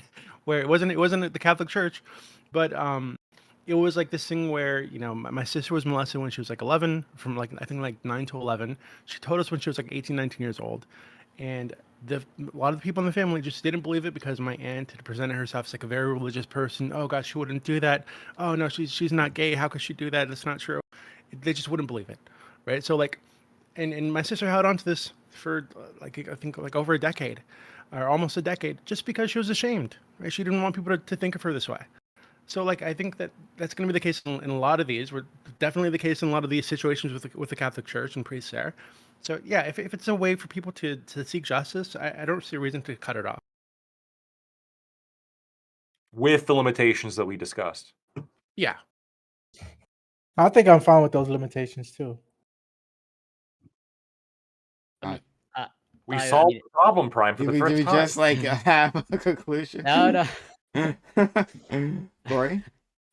Well, courtroom adjourned. But like, so yeah, just going back to I guess my opening statement. Like, I understand you probably don't have like any hard statistics, but like, you mentioned like, and let's say sexual assault cases. Like, is it like pretty frequent that it's just like the victim, just one eyewitness testimony? Like, it's I guess the case of one person's word against another, and they just the jury or whatever happens to be convinced by the other person's testimony, and like that's it, case closed. Like this is like a 1 day presumably thing. I think Oh, they it's do not so one because day. of how, I think they do so because of one the how do you say, they kind of use credibility based on other things that's not relevant to the case specifically. For example, oh, didn't you lie about this case? Didn't you lie, or about this thing? They could use that, for example.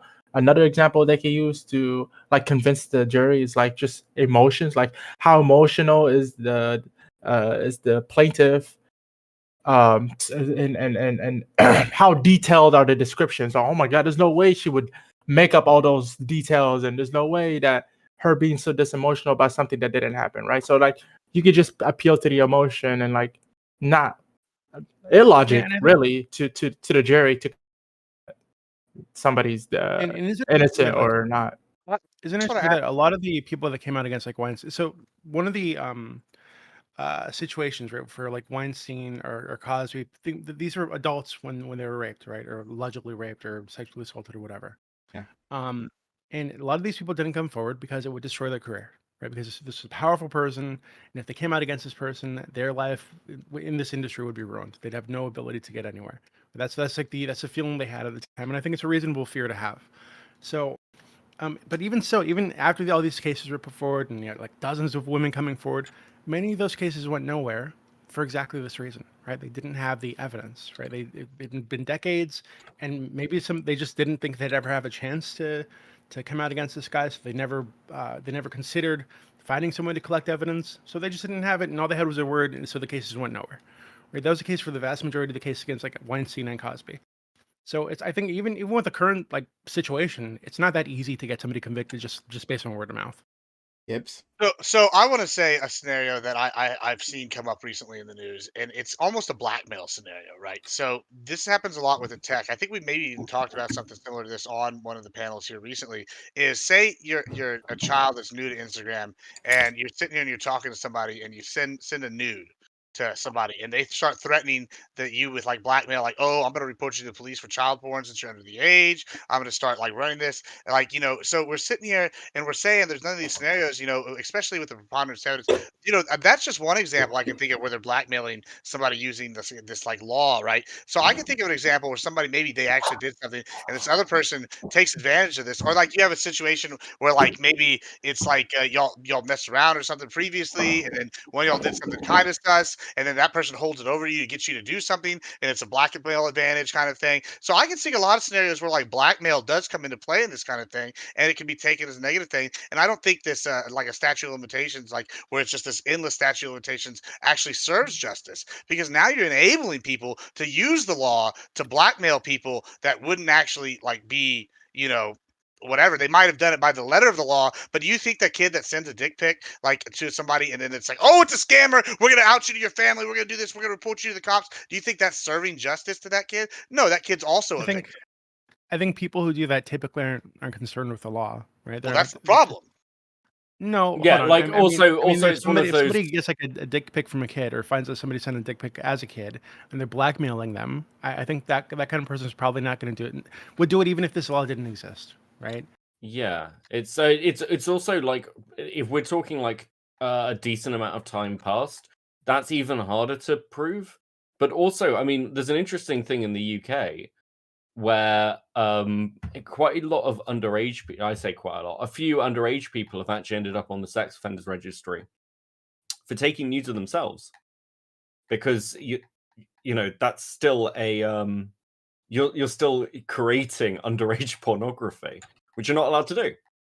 So it's like, if you're talking about blackmail and everything else, you're like, okay, well, what if somebody blackmails somebody? I'm like, what if somebody does a crime? Yes, people are going to do crimes. That's always going to be a risk. But I don't see how your argument lines up with the fact that you're creating a new avenue for crime, or a potential avenue for crime. It's like people are just going to commit the crime anyway. It seems very Well, reductive. that's the argument conservatives have been making about guns for years. But like, hey, Oh we're gonna God. take away from the guns from conservative, like the people that want to own guns. We're gonna make laws like cocaine laws and weed laws, and But so why is that law? Why is that different in this scenario? Like they're like, oh, we don't think this law in the books. We want this law in the books. Like, why? That seems like some flippy floppy Wait, right there. what do you mean? What do you mean? Oh, what, the conservative argument of, It's if like, we yeah, the take bad away guys are guns gonna have and the guns anyway. So why should we restrict the guns for the the other guys? Like that's the same argument you're making, isn't it? well, that's an ease of ownership Mm. question. That's like again, when we're talking about gun laws, for example, generally speaking, yes, there are huge political motivations, but like no politician wants to tackle the base issue, which is handguns, for example. Okay, well then let's But- use drugs then instead. Like if you don't want to use like guns. Sure. Because with things like drugs, the argument societally is there's no ethical or safe way to use them in the first place, so why own them at all? It's the same, is that like, this argument's really ridiculous, because like, you wouldn't say this with like, I don't know, CP. You wouldn't be like, hey, we shouldn't make CP illegal. What if somebody's going to use it ethically? Like, obviously there are certain things in society that we're like, there is no good reason for you to own this fucking thing, right? But like, yes, yeah, like ultimately there are going to be crimes, but the arguing that the mechanism to combat crime or get remuneration for a crime committed against you in itself could lead to more crime is kind of fucking ridiculous. No, I don't think it is. I don't think it is. I think it's a valid concern. Like if you implement something and it could cause people to take advantage of this, to use it against people in a criminal way, like that, that's definitely something you should be concerned about, isn't it? Well, I mean, you can be concerned about it, and you can crack down on blackmail and kind of extortion, sure. But like, being concerned, and there's a difference between going, hey, this is a risk, versus, hey, we shouldn't do this because this slight risk exists. Yeah. I mean, again, there is a risk of, I don't know, teachers having sex with their pupils. So, but the obvious response isn't, hey, the risk exists, so we should replace all teachers with AI immediately. But Lactoid is already on top of it. That's exactly what he wants. Let's go to Corey. Well, just to build off of that, I'm concerned with pretty much wrongfully imprisoning someone, and that totally happens, even wrongfully executing someone. But we don't say, well, let's just abolish all convictions. Let's just let all crime fly. That is inherent to, as far as I know, any justice system. There will be a certain amount of people, innocent people, truly innocent people, that will be locked up, and unfortunately in the United States, executed. So I don't think just yeah, I take your point with the example of that child acting that way, but I don't know that that's prevalent enough for it to actually raise it as like a valid or serious concern. So hold on, but that depends on the severity of the punishment. So with the death penalty, getting it wrong actually is like the main reason why I'm against it, personally. Like, not because we get it wrong a lot, but because when we do, holy fucking shit, right? And so, I mean, kind of, we could apply this again to some extent here, where it's like, yeah, like we're comfortable with getting it wrong a certain percent of the time, but that percent of the time we get it wrong is mediated by safeguards, right? Which we allow some evidence in, we don't allow some evidence in. You know, sometimes evidence is too old to even have a case go in, et cetera, because we're trying to like keep that number to be a reasonable number. Wait, you you're can't have against? perfect. I'm confused because I'm against the death penalty personally. at all for all because you, in case you get it wrong, only because you get it wrong. That's one of the main reasons I'm against it. I have other reasons, but one of the main Oh, reasons. okay, I was gonna say because if that's like the most popular one or most damning one in your mind, we can kind of like give the same safeguards that we can advocate for the same safeguards that we did for sexual assault 30 years later accusation in terms of hey, if you got the video evidence that they actually did it, such a severe enough crime where we would claim that that's what I said. In my opinion, I'm against the death penalty, like if it's not absolute, if it's just what it is. But if you have video evidence and they have a confession and they don't have remorse, video evidence, confession, no remorse. If they have remorse, then I would say life. This might be something we have to do on a different day. You know what I'm saying? So it's like all these categories, I don't understand. I don't see why. And it was cheap to kill somebody. Number one. For all these 4 reasons, cheap to kill people. Yeah, it's very cheap. Not Very, cheap. That's why I the said, big problem give with me it. a shank and I can do it. Yeah, that's what I'm saying. understand. So like We if these 4 things existed, I don't see a point why we wouldn't kill somebody. Right, but it's not cheap right now. Yeah, well, Right. Are you advocating to make it cheap, right? Wait, like, well, hold on. The reason why it's yeah, not cheap is because of appeals. Yeah, because of those safe processes. Yeah, we shouldn't be allowed. Fuck them. Yeah, and also those safeguards you're talking about. Those Well, are no, why it's not. not. That's not the only reason why it's not cheap. The injections expensive? No, yeah, the injections are expensive. We Yeah, could be using a everything. 69-cent bullet and putting it in their head. Instead, we're over here using all these chemicals. Chemicals are not expensive. It's nonstop appeals. No, hold on. The chemicals are an issue though, right? Because there are many cases where the manufacturers of the chemicals will refuse to sell them. Yeah, they don't want to sell them to states that they know are using them for this, right? So yeah, that's also an issue. But yeah, the appeals, the never-ending appeals, and I did it, I didn't do it. Oh, well, eventually, yeah, I did it, but now I want a life sentence instead, etc. Like, this is ridiculous. I think that if we have strong evidence, we should just kill these people. Like next day, take them out behind the fucking building and shoot them. To be honest. Not on board. Well, hold on. So just for the funsies, I just Googled it, and according to MSN here, I'll post the article. It says it's $50K for these things. That's expensive as fuck to kill somebody. Like that's not counting the appeals. It's $50K to use these chemicals to kill somebody. Whatever. Not 69 bullet will do the trick. That's super cheap. Prime would do it for like 10 gifted subs. Like... I totally fucking would. And he'll do it even to an innocent person. But from what I understand, like I don't know the exact numbers, but like even though like the United States still practices capital punishment or the death penalty. Well, you're Canadian, aren't you? Yeah, but that's not. Wow. I don't understand. I'm kidding. I'm totally kidding, bro. What? I'm joking.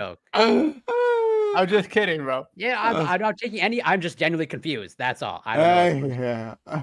It's a lame joke. It's just haha, you're Canadian. That's basically that's it. Yeah, so is Lactoid. So you should be laughing at him too. Yeah.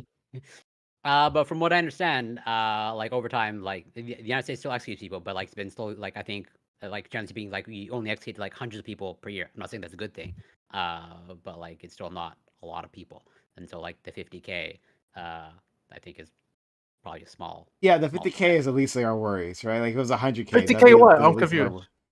The 50K is not the reason why the death penalty is more expensive than life in prison. $2 million, right? Even if it costs like $2 million to kill a person or $3 million to kill a person, I still think these people should be killed, right? I don't think the price should be like the restraining factor here. Like Dylan Roof, for example, there's no reason anybody should be paying for that fucker to live, right? He should be dead. It's ridiculous that we're paying for him to live, So I think that I don't know. I think that in cases where there is no question, right? So this being the person that did this terrible thing, I think they should just be killed the next day. I don't see any reason to keep them alive. Just to, I'm not advocating for this at all. Just to sort of extend an olive branch to Dewey. You can make life in prison dirt cheap, like solitary confinement with Yeah, like but a they shouldn't work. baseline. You can even make it profitable. Yeah, I think even if we're I'm to enslave absolutely them not permanently, advocating right? for Even if any we're of to these enslave things. them I permanently, am advocating for permanently. that. You don't I slavery think for prisoners? I think killing them is For better. murderers, yeah, I'm okay with that. I think like the most controversial take I've ever had is I think the death penalty is way too merciful for certain crimes. I think if you're a fucking monster, like you look at people like Charles Manson, you look at like certain criminals who like go in and they're like, yeah, no, it's going to be fine. I don't give a shit. And you know what? 20 years down the line, they are not fucking saying that. They are desperate for any kind of release. I don't think people realize That's not true. I don't know. I think that I agree that I think the death penalty is Charles always gonna Manson be- married multiple Hold times on. in prison, But right? that's Like, but that's You know only what in our current system. institutionalization is? I think that's only in our current system, right? You would say that criminals hate imprisonment right now because of how horrible our prison system is. Like it's a lot of it is bordering on human rights violations, if not already. A lot of them are. But let's say, given in the future, we say we get our shit together, we get our act together, and we have pretty good prison systems similar to Scandinavia.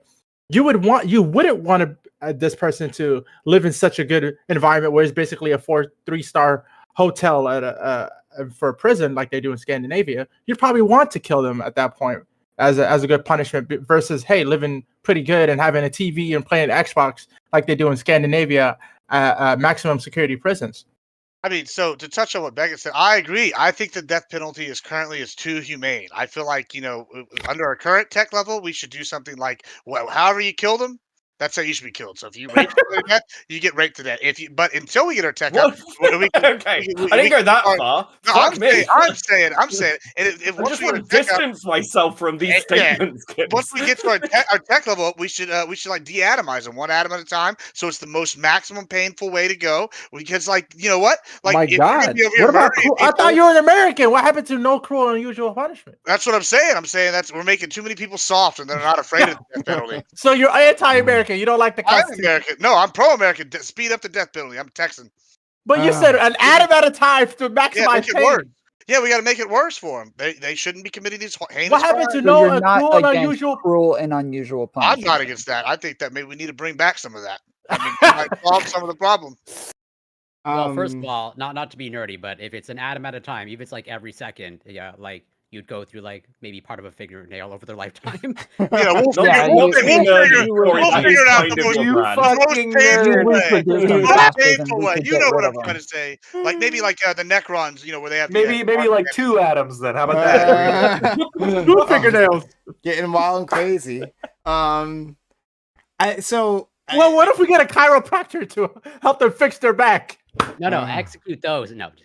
Yeah, death by bullet ants. Something. We can fuck over something real bad. Oh boy. That's my chiropractor. So hold on. We can examine Doobie's stance in a second, because I think it's the most interesting one. But and we'll probably have to do this on a different night, because we don't have much time left. But confessions. I just want to give like a TLDR here. Do you guys think that police confession should be allowed in court? Like, police take a person to a custody, and then that person confesses, in quotes, to the police, and then you guys think that should be allowed? So, Electwood, you're for it? Dream? Of course, it would depend. Like if it's under duress, obviously not. If it is, but the judge will just make that decision. Couldn't you argue it's always under duress? Well, yeah. So I lean towards no, but I don't know enough about, let's say, police interrogation tactics but like, yeah, I lean towards like no, not it. Okay. Beckett. Yeah, I think it depends. Like if you're taking somebody like confessions are really hard. I know this might sound a bit long, but like you could accidentally confess to something that you're not aware is a crime. Like there's the classic case of somebody saying, "Well, where were you?" That's a good thing. I was coming across the border with like a load of Maine lobsters. I think I think interrogating certain people in a condition where they may need a lawyer and the police aren't really giving them all the informed consent that they need should be like treated as suspect, right? Miranda rights and giving him a lawyer. Gibbs. I think you need to make sure that people are aware of what their rights are and the situation they're in, basically. Gibbs. Yeah. Are you done, Beckett? I'm sorry. I don't want to Yeah, go ahead. Oh yeah, I kind of agree with Beckett on that one. I say it really depends. If it's like an above board interrogation, whatever, or the person just comes in of their own volition and said, I did XYZ, and like the facts match, then sure. But if they're over in there and they're doing some sus stuff or like taking advantage of them, like, I mean, we can think of all litany of examples. Or one could even argue, even if they were following the rules, it could still be argued that the person's always under duress. But I feel like that's maybe I don't really fall so much in that category. But yeah, I think depends. I mean, if it's all above board, probably. If not, or it could be argued. Well, that's why you get a good defense attorney, and maybe you shouldn't have confessed. But Tom Pooley. Yeah, I mean, as far as Miranda's go, yeah, I almost think that cops should have to offer to read Miranda rights before they even engage with people. Generally, like, don't ask questions, don't say anything to them. Start off with, would you like to know your rights? Well, not really anymore. So there's something called a 72-hour in Georgia. It's different in different states. But after you're arrested, they have 72 hours to read you your Miranda rights and let you know why you're arrested. But they don't have to Mirandize you before they arrest you or before questioning you or any of these other things. So, yeah. Gibby. Yeah, I think that it should absolutely be allowed. I know that there's like there are like famous cases where it's called into question, right? Like the Central Park Five is a big one.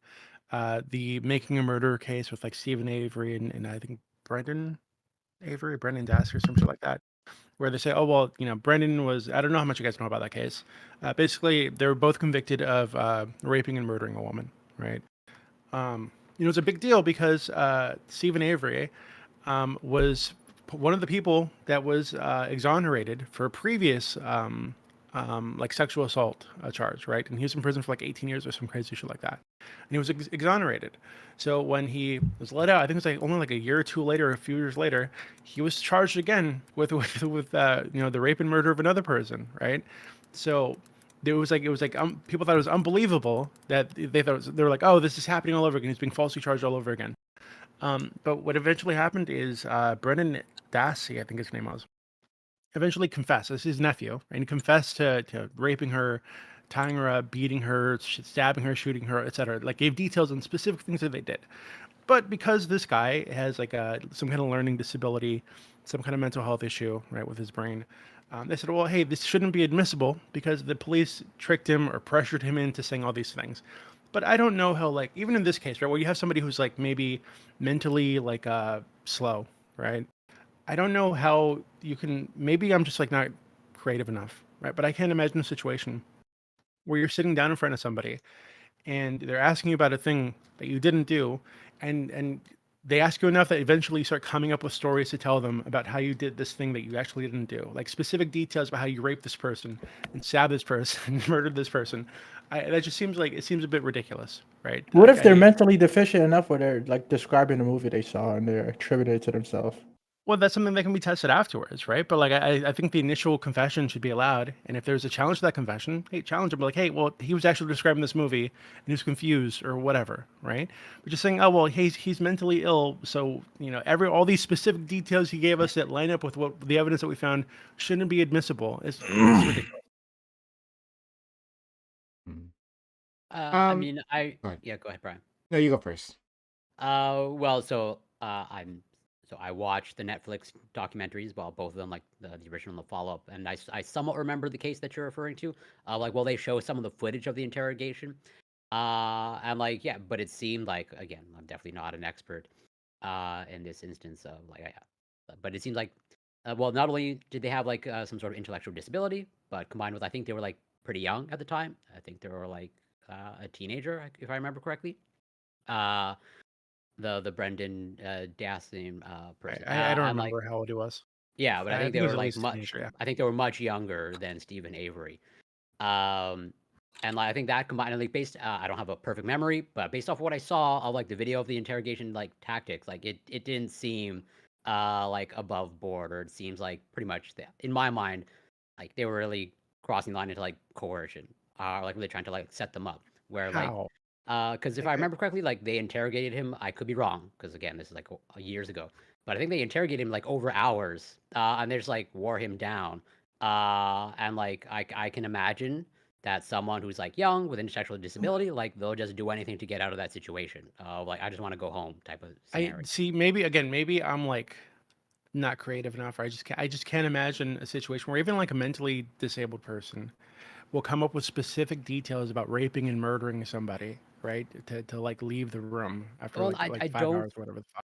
Like It, that just it, seems like, and it- especially given that the details that he gave lined up with what they found, right? So it just seems like That I that don't know. that's where like I'm not like you could very well, but the way I remember it, which could totally be false, and I think this is a perfect topic about that. Of like they were pretty much like the police were saying like, well, pretty much you did this, as in like he was agreeing to details, but he wasn't, at least from what I remember, he wasn't describing uniquely details. It was more like the police were presenting something, and he was like No, going along with it.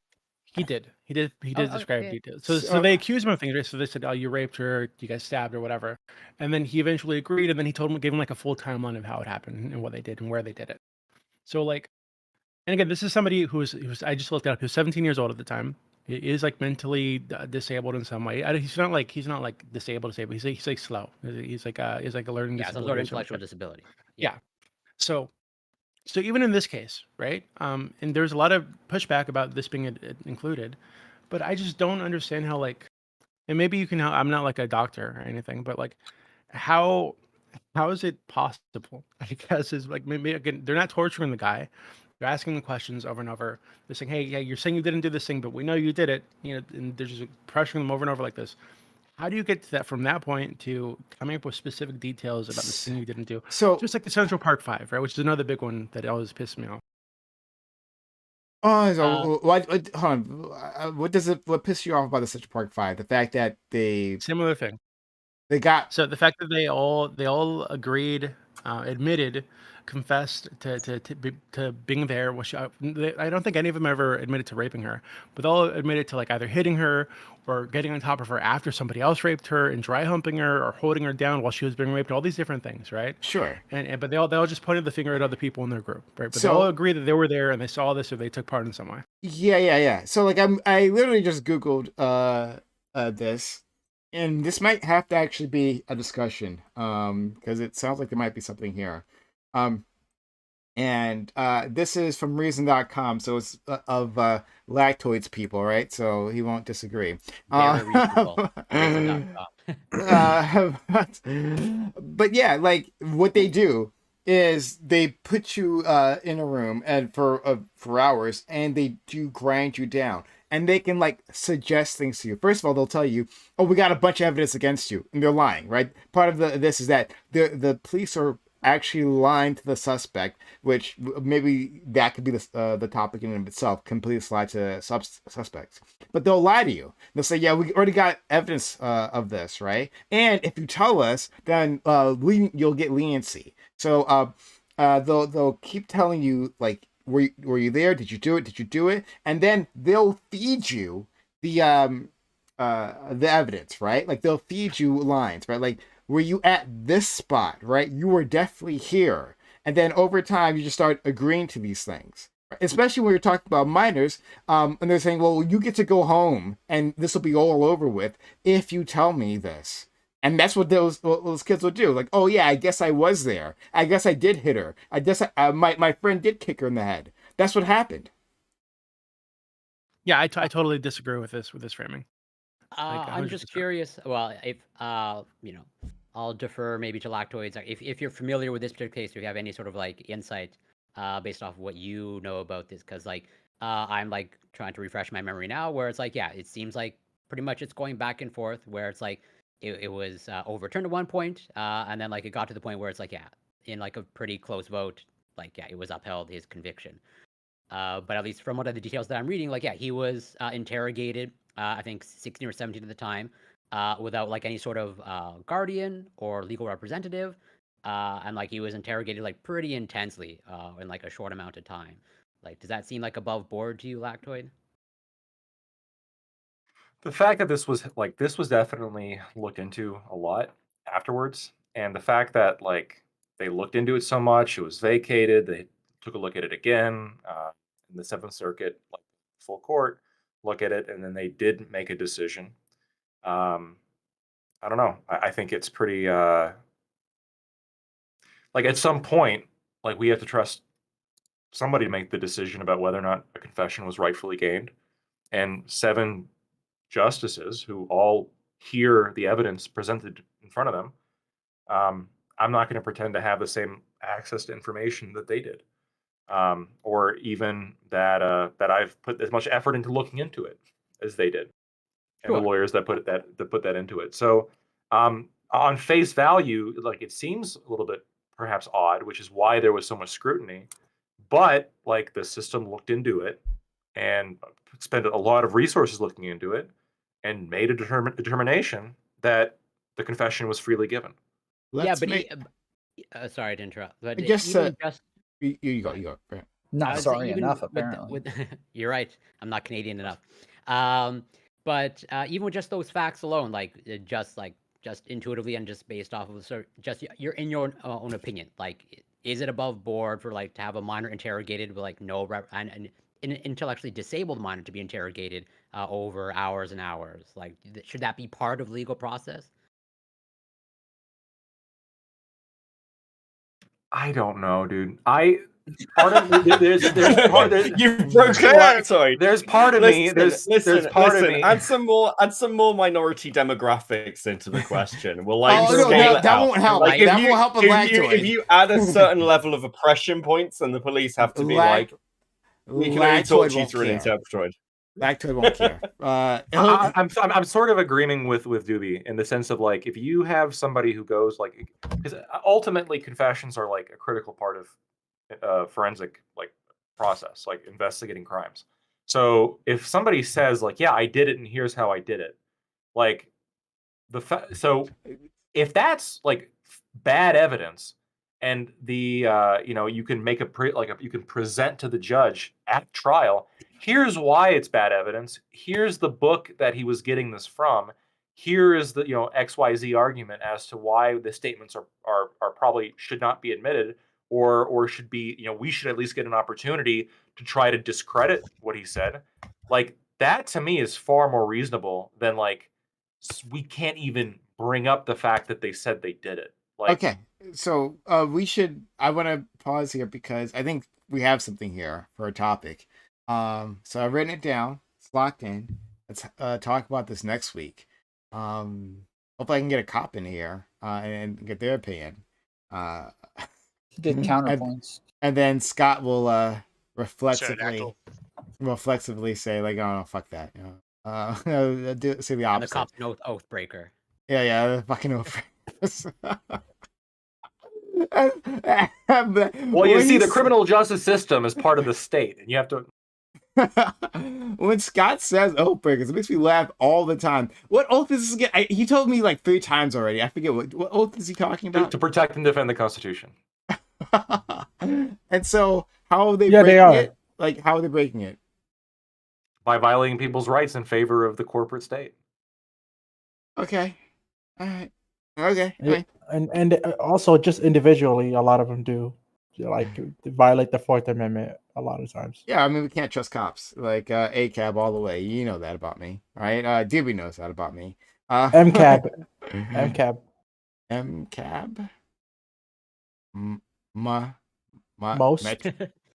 Most cops? No, all cops are bastards. No, fuck that.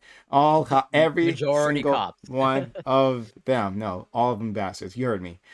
So okay, we're gonna and I can explain that like later on.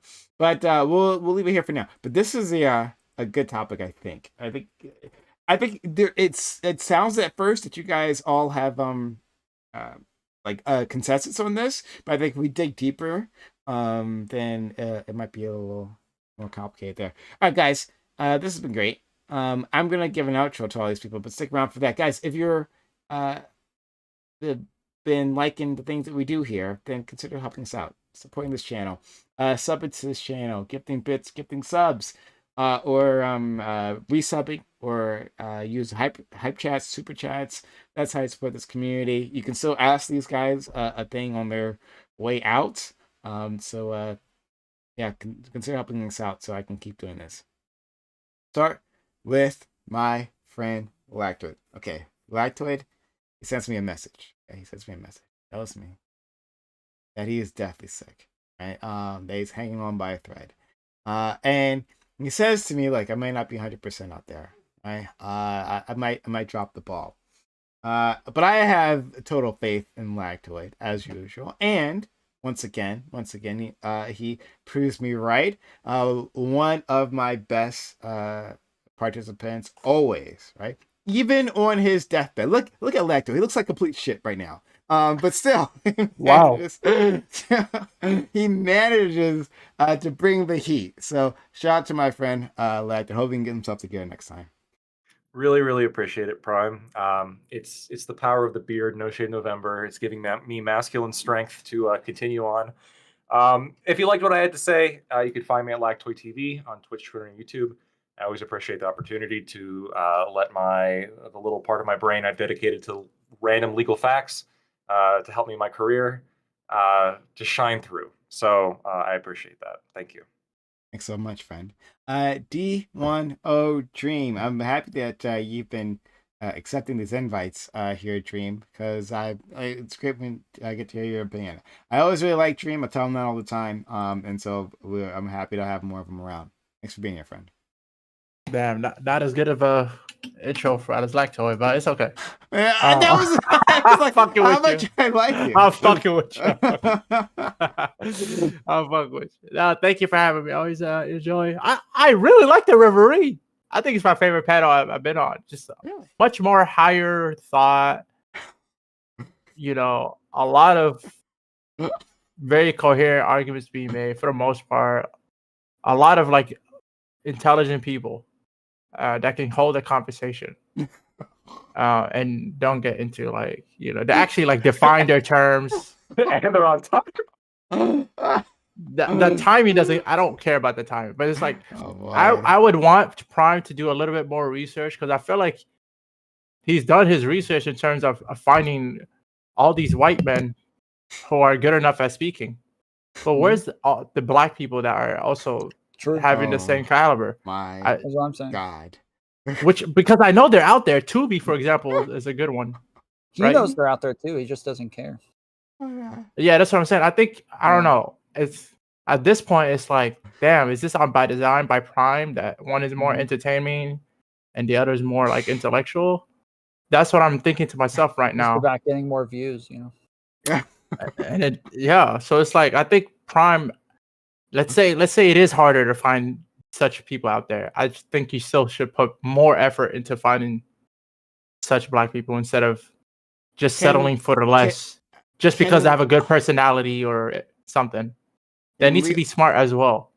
So this is just pause you there, right? This is where D10 Dream is on the screen now. That's Scott usual plays. Imagine these words coming out of Scott. That's not too hard to imagine, really. But like, imagine him saying literally those exact same words. Amazing. I don't subscribe to any of that. You subscribe to me. I don't subscribe to any of those notions. Think about it. Is there anybody like Pace on this panel? Please don't. There's nobody like Pace here. There's nobody like him. Like Salsa? Pace Salsa? No, there's a guy like, yeah. Oh, okay. We used to have someone like that, but it's not that I had a problem with them being there. It's just like these people burn out really quickly. Sure. I was a little bit of a meme, but I just like the level of conversation here a lot more. I enjoy this Reverie. Thanks for having me. My name is D10 Dream. You can find me on Twitch, twitch.tv/D10 Dream. And it's a O, Corey, not a 0. It's not D10, it's D10. It stands for Day Ones Only. Um, this was a really good conversation. Yeah. I like that we all came to agreement. Something reasonable. Unlimited statute of limitations with higher preponderance of evidence going to beyond a reasonable doubt, and with more than just eyewitness testimony. I really like that we all basically came to agreement with that. That's really amazing to see. Thank you. Thank you so much. I mean, hopefully that doesn't get me banned. that was Wow. that was wild, but we're gonna hope for the best here. Latchwood enjoyed it at least. So thank you for inviting me on, Prime. I appreciate it. me and my white skin. It's nice. Yeah, white skin. Let's go. And your white skin earned a better outro, of course, right? Of course. That's how we do things. And here. it wins me rock paper scissors games, apparently. It does. It does. Against a black person, no less. Corey. Oh my gosh. That's true. Corey, are you a chiropractor? No, he's not a kind. Given what I advocated for, I would be advocating for self-elimination based off some of the things that I said on the panel.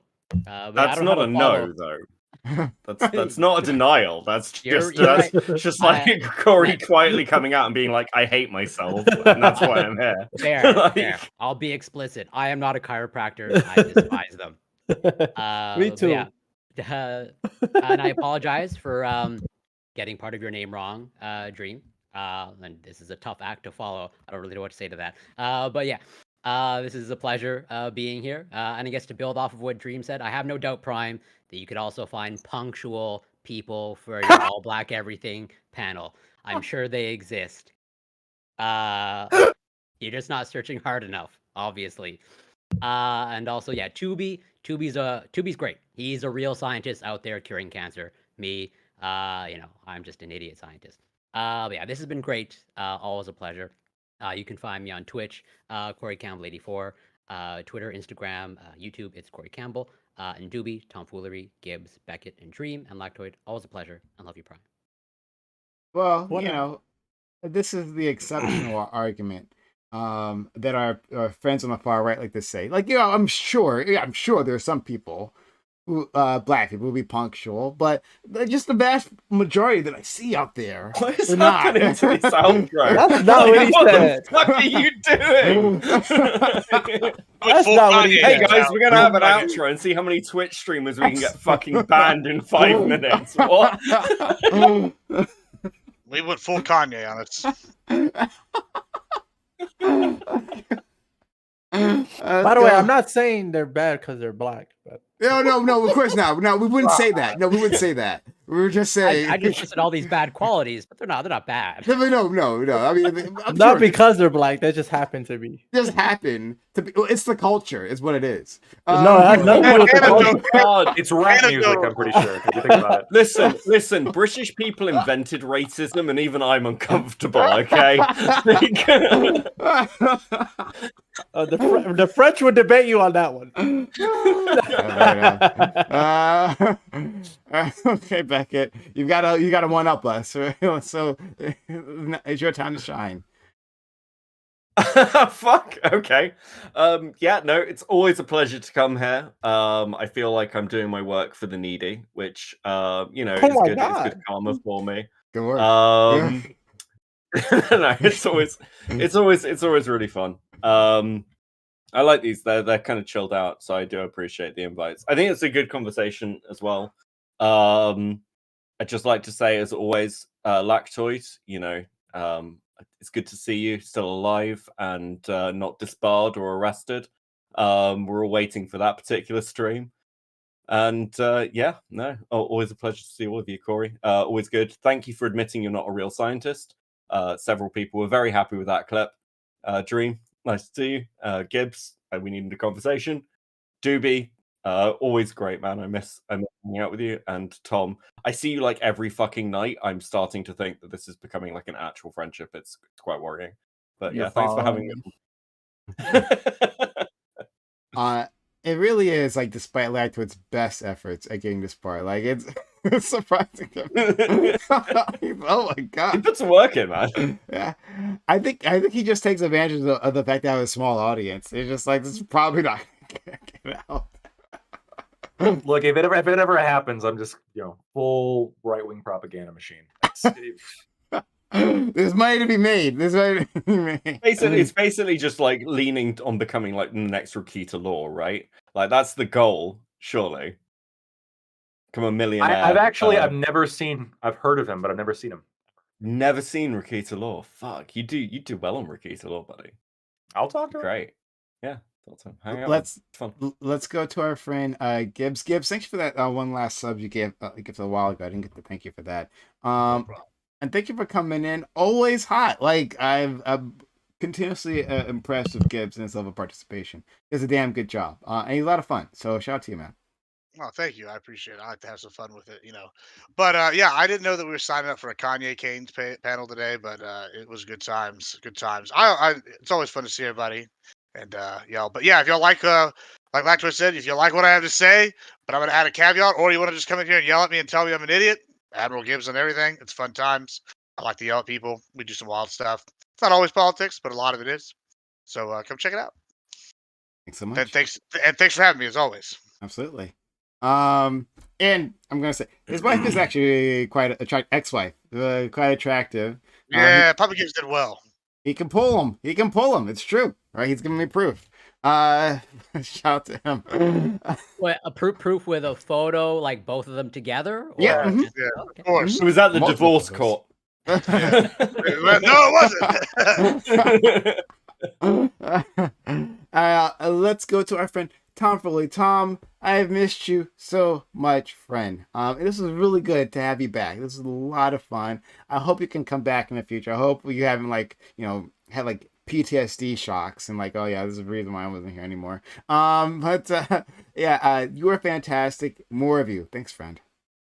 Yeah, I appreciate you having me on. I'm sorry I was a little quiet. I had a lot going on in the background towards the latter half of this, but I'm happy to be here. My name's Tom. I go by Tom Foolery Show. I just checked and I am 3 subscribers away from 3.5 thousand subscribers on YouTube. So go over to youtube.com/TomFooleryShow and make sure you subscribe. We are growing at an insanely fast rate and also need more mods. So if you want to be a mod, come over here and let us know because we we got too many people. Put it in the Thanks for having me on, man. quick so I can throw it into chat. I hope we can get some Yeah, people. sure. Yeah. And last but not least, we have our friend DB, who I'm always excited to have here because he makes some great points. When I draw out of him, my friend DB makes like amazing points and drives the conversation in ways I really These truly introductions appreciate. are way better for these other guys. My God. Yeah, I'm Doobie. I run the politics server on Discord, discord.gg/politics. That's me. Shout out to him. I'm going to put the link for our friend Tom Furley in chat. So guys, if you're on Twitch, check him out. If you're on YouTube, also check him out. There's the link. Let's please support the people who are good to this community, right? Let's be good to them as well. Hit him up, right? Tom does a good show. He's really chill, right? Unlike me, you know how I get, right? But Tom's better than that. So go up, give him a sub, check him out. I'm sure he'd appreciate it. All right. We're gonna leave things there. Thanks so much, everyone. So who we want to raid? We're gonna raid. You're not, but yeah, Tom, you're not on. Okay, never mind. Nope. And who? Lactoid, you want to raid? Well, Beckett, are you still going to be streaming after this?